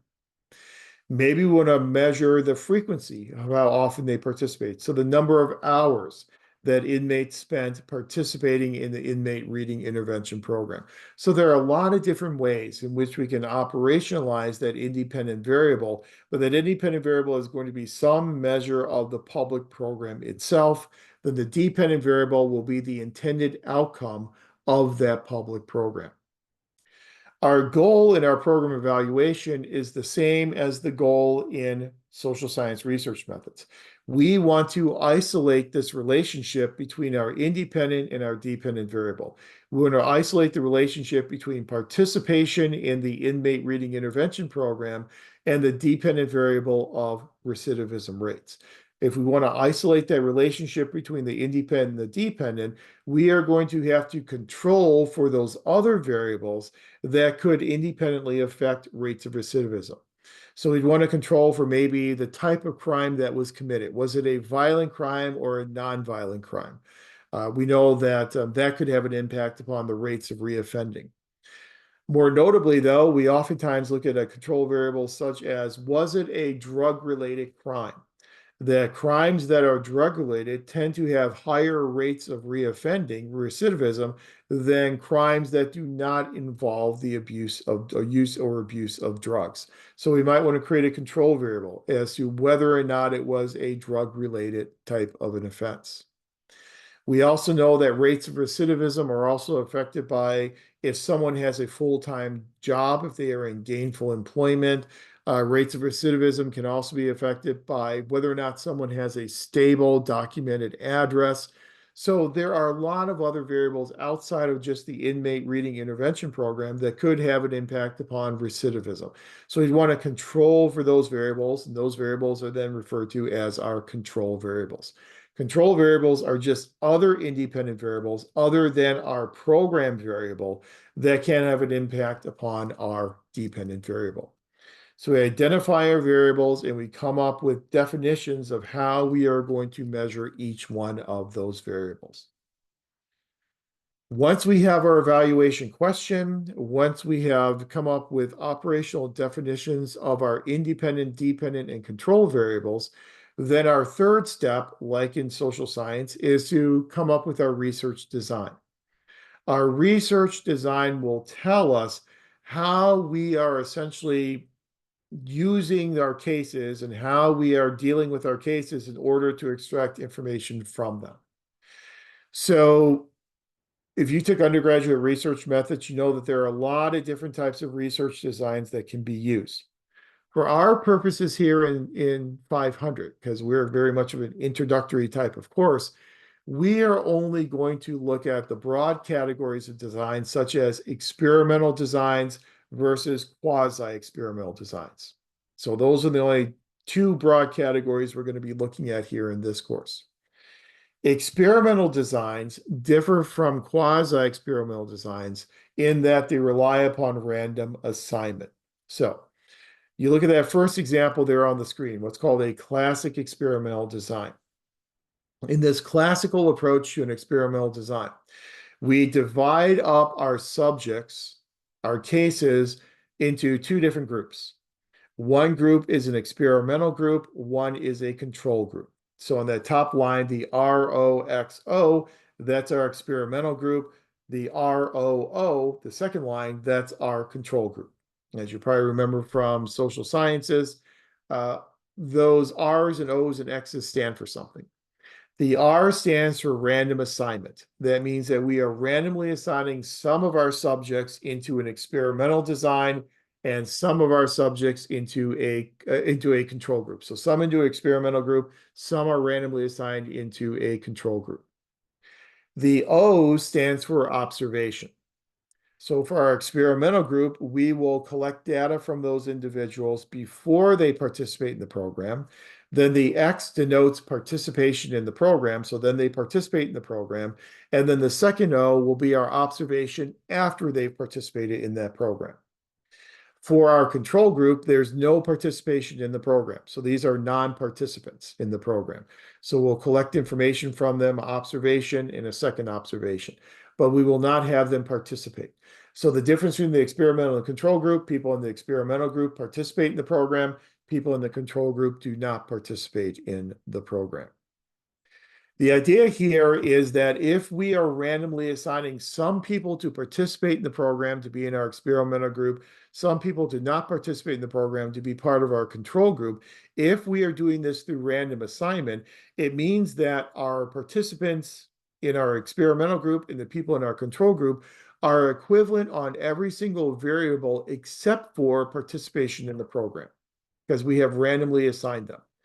That means that we can then isolate through this design the true impact of the program.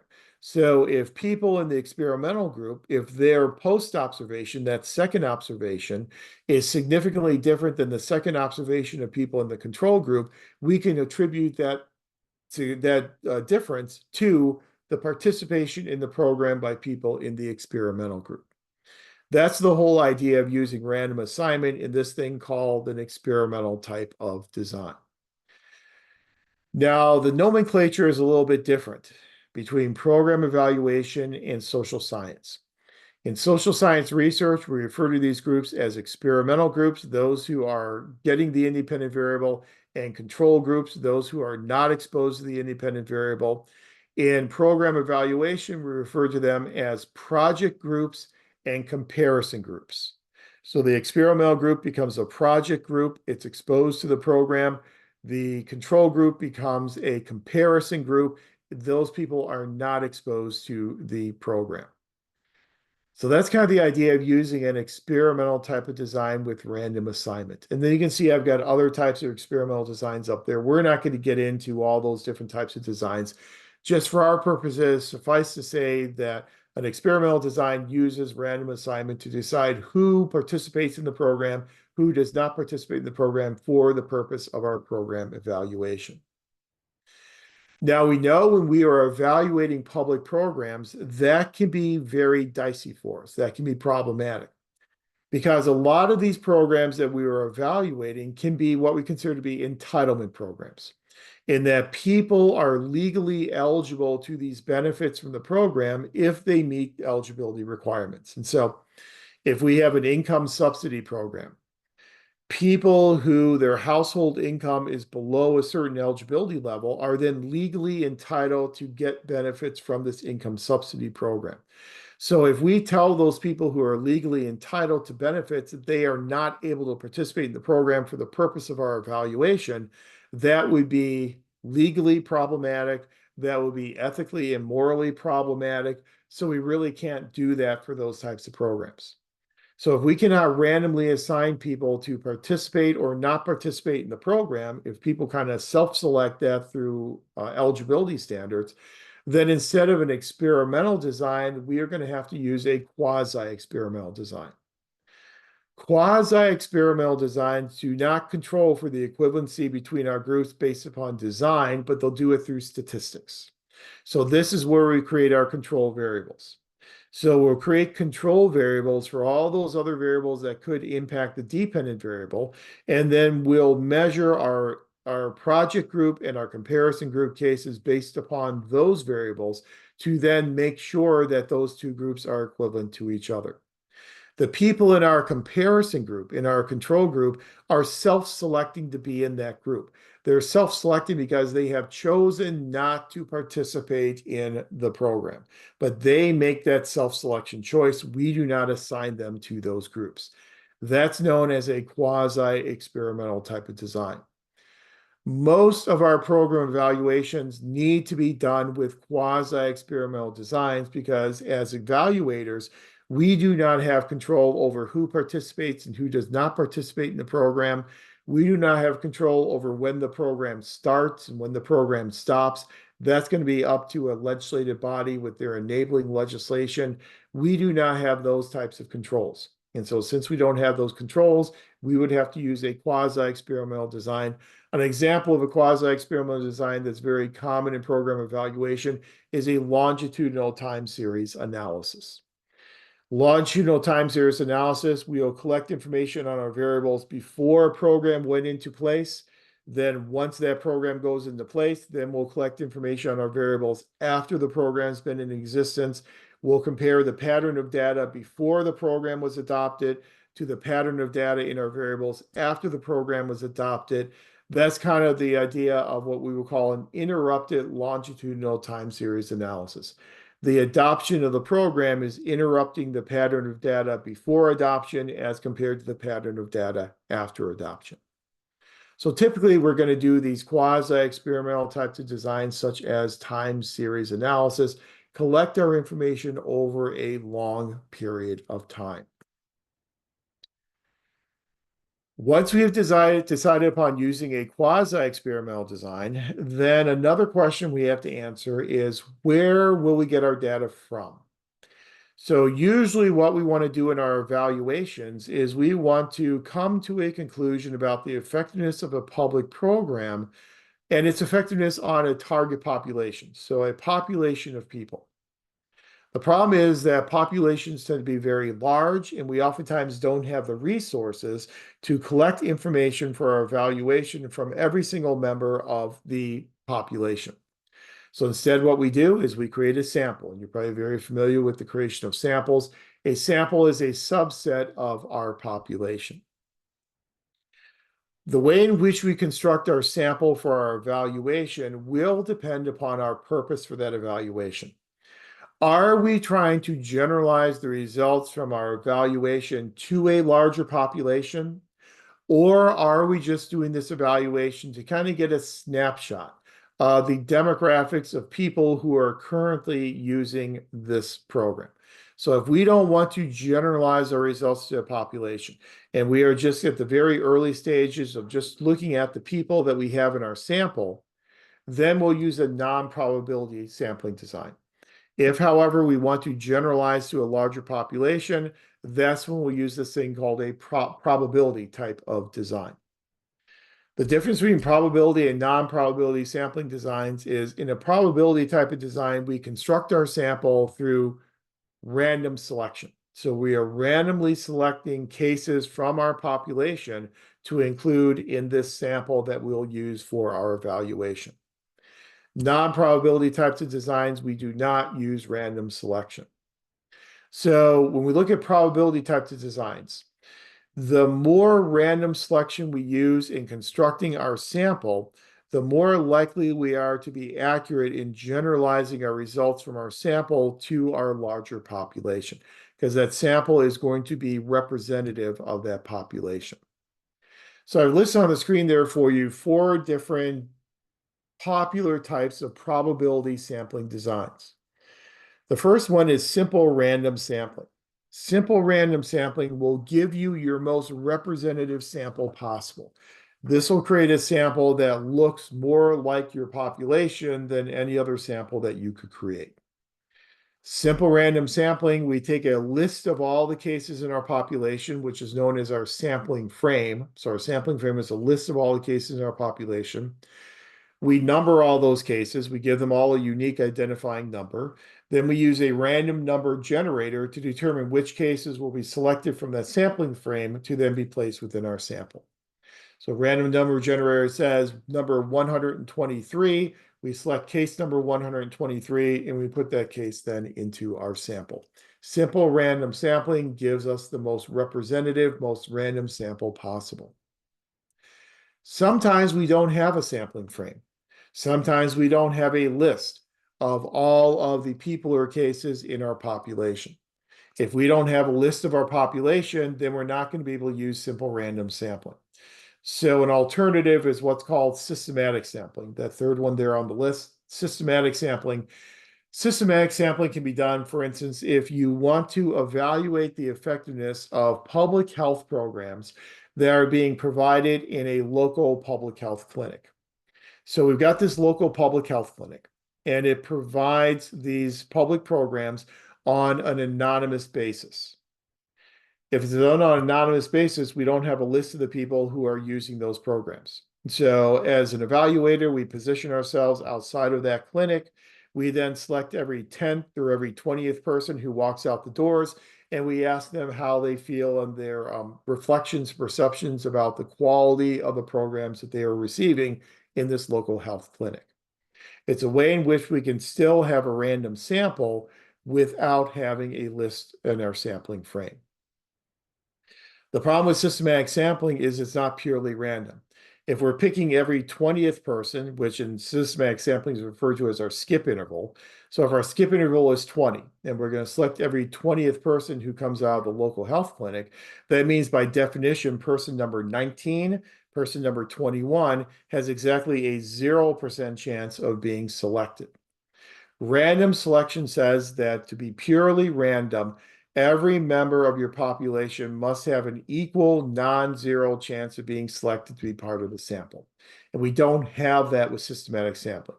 So we have kind of a sense of randomization, but it's not purely random like simple random sampling would be. The second one you see up there is stratified random sampling. If we have a variable that is important enough to us that we want to kind of stratify, we want to bifurcate our sample according to that variable, we would use what's called stratified random sampling. So think about a situation where you have a senior citizen community, a senior citizen living community. And in that senior citizen home, there have been concerns about the number of times senior citizens are falling. So management has decided to create a program that will hopefully mitigate falling, the program that will hopefully reduce the amount of people who are falling. But what you would like to do in assessing the effectiveness of that program is you want to know whether or not someone has fallen in the past. If they've fallen in the past, they're more likely to fall in the future, probably because it's more of a physical issue as opposed to something that can be mitigated by a program. So you create a sample and you stratify your sample according to those who have fallen versus those who have never fallen in the past. You randomly select people in the fallen category who have fallen. You randomly select the people in the non-fallen category who have not fallen. That's what's called stratified random sampling. There's still an element of randomization to it, but you're stratifying your sample according to this variable of whether or not someone fell while in their home. The fourth one is called multi-stage cluster sampling. This is one that is very popular with the Census Bureau. Multi-stage cluster sampling works really well if you do not have a sampling frame at the unit of analysis that you are interested in. So let's say, for instance, we want to do a program evaluation of a public program's impact upon households. We probably do not have a list of every single household in the state of California. That just doesn't exist for us. So instead, we're going to have to create our own list. So what we'll do is we'll take a random selection of counties in the state of California, and we'll select a random sample of counties. From that random sample of counties, we'll then select a random selection of random sample of cities.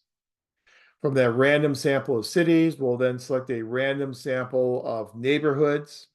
From that random sample of neighborhoods, we'll select a random sample of streets. From that random sample of streets, we'll then select a random sample of households. We have now gone from the state to the county to the city to the neighborhood to the street, and then finally to the household level. At each one of those clusters, there is randomization involved, so it is a random way of putting our sample together, but it allows us to have a random selection of households when we lack a list of all the households in the state of California. It's called multi-stage cluster sampling, a very common way in which we do program evaluations if we don't have a ready-made sampling frame. Sometimes it's not really advisable to use probability sampling if you're just in the very early stages of an evaluation. You just kind of want to get a sense of the program and what the program is doing. Then you might want to use a non-probability design such as convenience sampling. So if I want to know what MPA students think about PPA 500, and so since we are all together here on a Wednesday evening, you are all convenient to me. And so I'll just ask all of you what you think about PPA 500, and then I'll generalize my results to all people in the MPA program. That would be problematic because I do not know if the folks in this class tonight are representative of the entire student population in the MPA program. So I can get information about what all of you feel, all 14 of you feel about PPA 500, but I can't generalize beyond that. That would be what we call a convenience sample. You are providing the information, you're part of the sample because you are convenient to the evaluator. Snowballing is another non-probability design that is used for hard to reach populations. So if you want to collect information from people who lack affordable and adequate housing, those people by definition don't have a permanent address. They don't have probably a permanent email. And so you can't contact them with the survey. So you'll find one person in that population, you will talk to them and then ask them to refer you to someone else who is also in that population, who will then refer you to someone else, who will refer you to someone else, and so on and so on. So you put your sample together based upon these referrals. It's called snowballing because obviously the more referrals you get, the larger and larger your sample will become. So whether you use a probability or non-probability design for your evaluation will depend upon your purpose. Are you trying to generalize, extrapolate your results to a larger population? Then you use a probability design. If not, then you can save yourself time and money and energy by using a non-probability, non-random type of sampling design. Once we've identified our sampling, we know where we're getting our data from, then we have to go out there and collect the data. One of the most common approaches for data collection in program evaluation, the use of a survey. Survey research has become the most common data collection tool. The nice thing about surveys is that they can collect for you both qualitative as well as quantitative information. Qualitative, non-numerical information can be collected through open-ended questions on your surveys. Quantitative, more numerically based information can be collected through closed-ended questions on your surveys. In 696, you'll talk about survey construction. You'll talk about how to write questions that are clear and unambiguous. You'll talk about how to develop response categories that match your survey questions. You'll talk about some techniques in terms of sequencing your questions, how sensitive income-related questions should be later in your survey, because once someone has filled out several questions on the survey, they kind of have what we would call sunk costs, in that they are now vested in this survey and they're more likely to go ahead and continue and finish the survey, even if there's a sensitive question at the end. If you hit them with a sensitive income-related question in the beginning, they're just not going to fill out the survey. So you have to be careful and mindful of how you sequence your survey questions. You'll talk about how you disseminate surveys and some of the approaches you can use in terms of survey software programs that you can use to disseminate your surveys. We also then, in addition to that primary data, also collect a lot of secondary data. So we collect secondary data that's already been published, oftentimes by the Bureau of Labor Statistics or by some other organization, and augment our primary data collection with secondary data collection. Once our data have been collected, then we need to analyze the data, and this is what gets us to statistical analysis. As we analyze our data, the type of statistical analysis that we use will depend upon the purpose of our research as well as the measurement level for our variables. If we just want to get a snapshot of a demographic profile of the people who are currently using our program, we can do descriptive type of statistical analysis. The typical person who benefits from this program is male, is in the age category of 18 to 30 years old, and so on and so on. If we want to try and look at correlations between variables and look at how variables are related to each other, then we'll use associational types of statistical analysis. So measures of association. Measures of association will show us the strength and direction of the relationship between two variables. So between program participation and our dependent variable. However, associational statistics will not give us causation. It will just tell us that participation in this program is significantly associated with rates of recidivism, but it won't tell us if participation in the program is causing a decrease in rates of recidivism. If we want to look at causal relationships, that's when we're going to have to incorporate our control variables. That's when we're going to have to use an approach much more like multiple regression analysis. Multiple regression analysis, a very commonly used approach in program evaluation, allows us to say, here is the relationship between program participation and the dependent variable, the outcome of the program, while controlling for all these other possible explanations for the outcome of the program. So it allows us to truly isolate the relationship between program participation and our intended outcome. Causal types of statistics are the ones that are typically necessary in most of our program evaluations. And so I think you'll see that you're using, or you're at least advocating for causal statistics in both the evaluation design that you do in your 696 course, as well as the case study that you do in 697. One of the trends we have seen in public program evaluation is that our evaluations have become more and more sophisticated over time. And so we use more higher order sophisticated statistics today as compared to the approaches that we used perhaps in the 1960s and the 1970s. Once we have analyzed our data with statistical analysis, we then have to use that information to arrive at our conclusions. We arrive at conclusions in terms of the effectiveness of this public program, which at the end of the day is the ultimate goal of doing this type of a program evaluation. So those are the types of strategies that you will be learning about in PPA 696 in doing program evaluation. Again, program evaluation tends to be a much more specific type of an analytical approach than what we oftentimes do in policy analysis. But whether we are evaluating policies or public programs, oftentimes our ultimate goal is to assess the effectiveness of these policies and these programs, and as well as our organizations, as we talked about last week. We also work toward reforming our organizations and studying our organizations to make them more effective. Whether you are looking at effectiveness for an organization, for a public policy, or for a public program, the effectiveness definition that we typically use is the first definition, which is how well is this organization, policy, or program achieving its stated goals?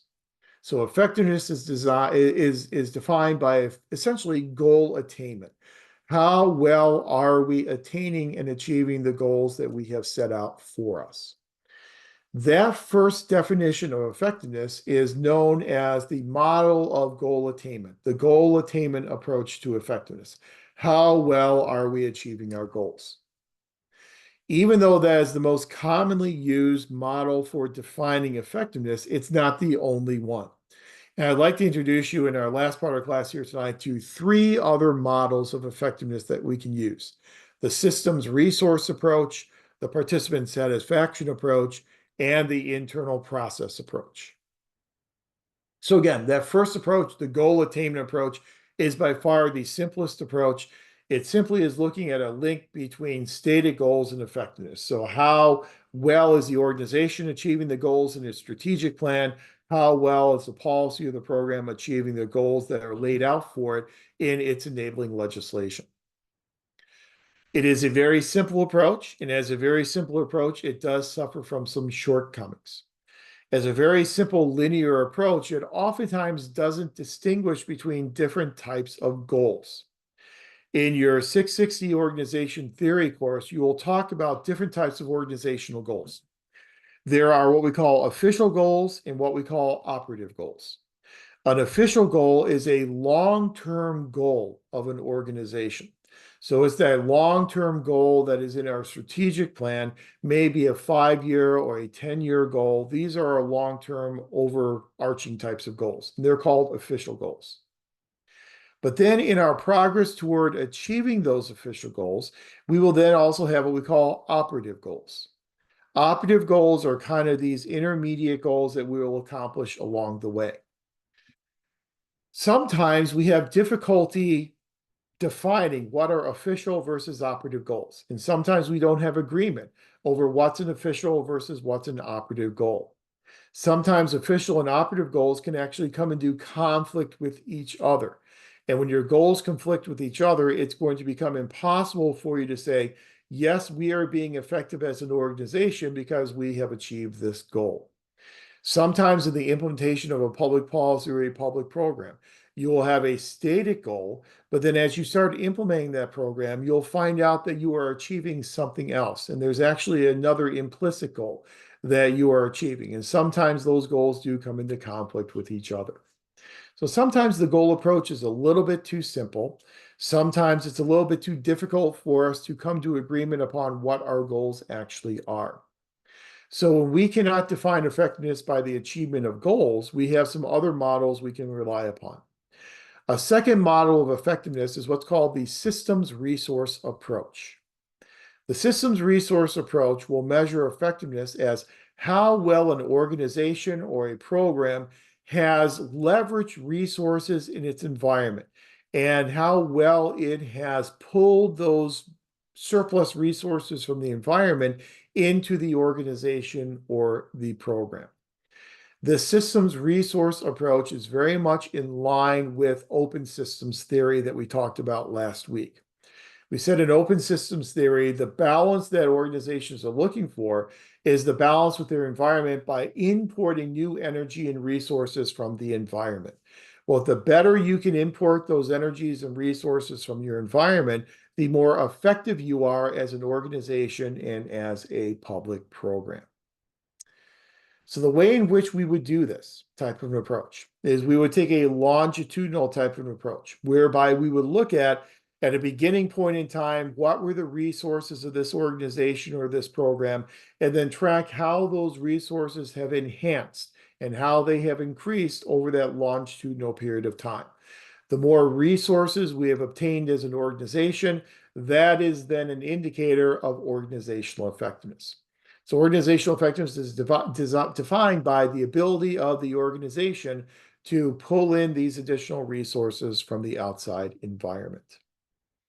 The systems resource approach is a good approach to use for measuring and defining effectiveness when you are not able to use other indicators such as stated goals.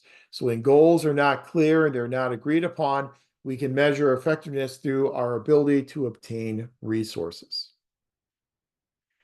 A third model measures effectiveness by how satisfied our participants are. So how well can we satisfy the wants, needs, and desires of our constituents, of our vested stakeholders? So sometimes our constituents, our vested stakeholders are outside of the organization or outside of the program structure. So they will be our beneficiaries, the constituents of our programs. Sometimes they will be elected officials. And so those elected officials, we need to keep satisfied so we can continue to get those resources that are necessary to continue on with our programs and our organizations. When we are looking at the satisfaction of participants who are external to our organization or a program, we are kind of bleeding over into the systems resource approach. We're kind of bleeding over into open systems theory. We see a lot of cities being very concerned about participant satisfaction measures of effectiveness. They'll send out citizen satisfaction surveys, and maybe your city does this frequently as well, where they will ask citizens, how satisfied are you with the range of services that you are being provided, with the amount of services that you are being provided, with the quality of the services that you are being provided, and will then use that as indicators of the effectiveness of the city. So sometimes we're looking at people outside the organization. Sometimes you are looking internal to the organization, and your primary stakeholders inside your organization will be those people who work within the organization, those people who are working on implementing this specific program. When you are looking internal to your organization, that then bleeds over into this fourth model of effectiveness, which is the internal process model. The internal process model will define effectiveness as the organizational harmony within an organization, the internal activities that are going on within an organization or going on within the implementation of this program or this policy. And we are looking at indicators of internal health as the definition of effectiveness.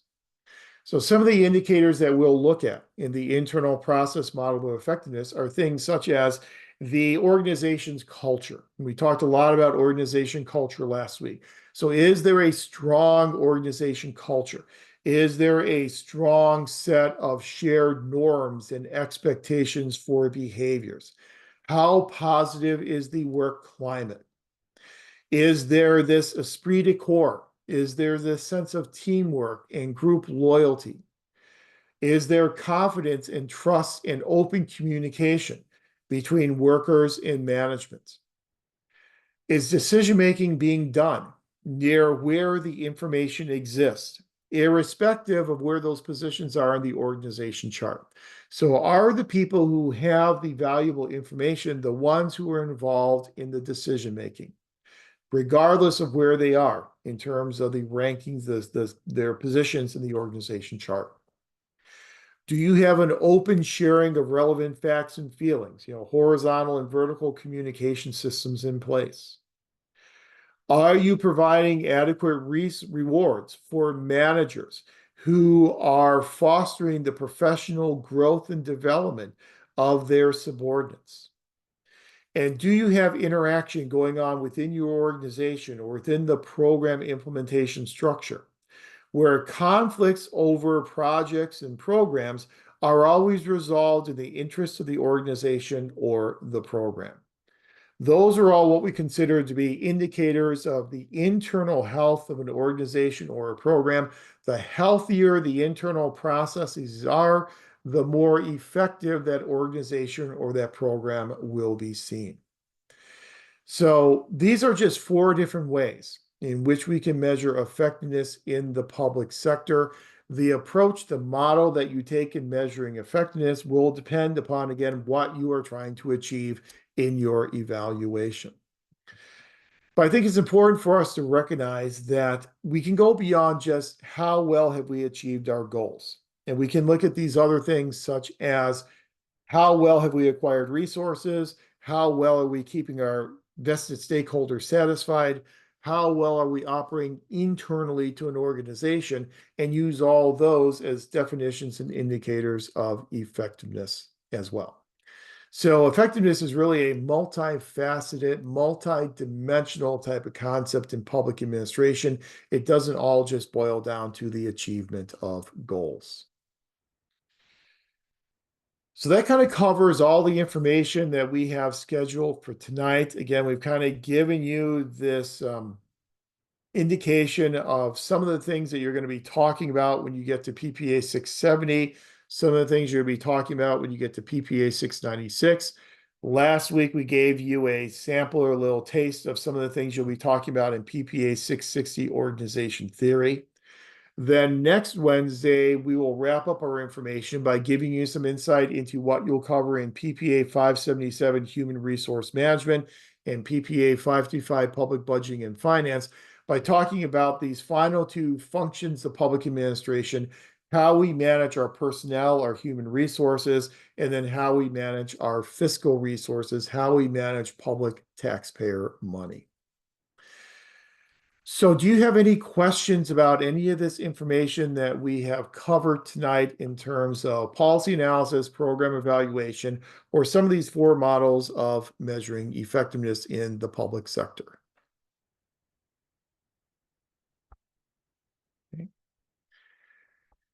If not, then we'll go ahead and call it an evening. I will get this recording up on our Canvas site tomorrow morning, and then I'll also make sure to get this revised version of the slides up there by tonight as well. As you start working on the final assessment, send me any questions that you have, and I'm happy to help you along with that. Do remember that next week you have your final Canvas essay and responses to classmates due. You'll be taking the information we covered here in terms of decision making and then applying that information to a policy of your choosing, what decision-making model was used, and then if there is a better, more effective decision-making model that you would have recommended. Okay? All right. Well, thanks, everyone. I look forward to talking to you again next Wednesday for our last live Zoom session. So take care and have a great Thank you, remainder of Dr. your week. Powell. Good evening. Thank you. Have a good evening. Thank you. Thank you. Take care.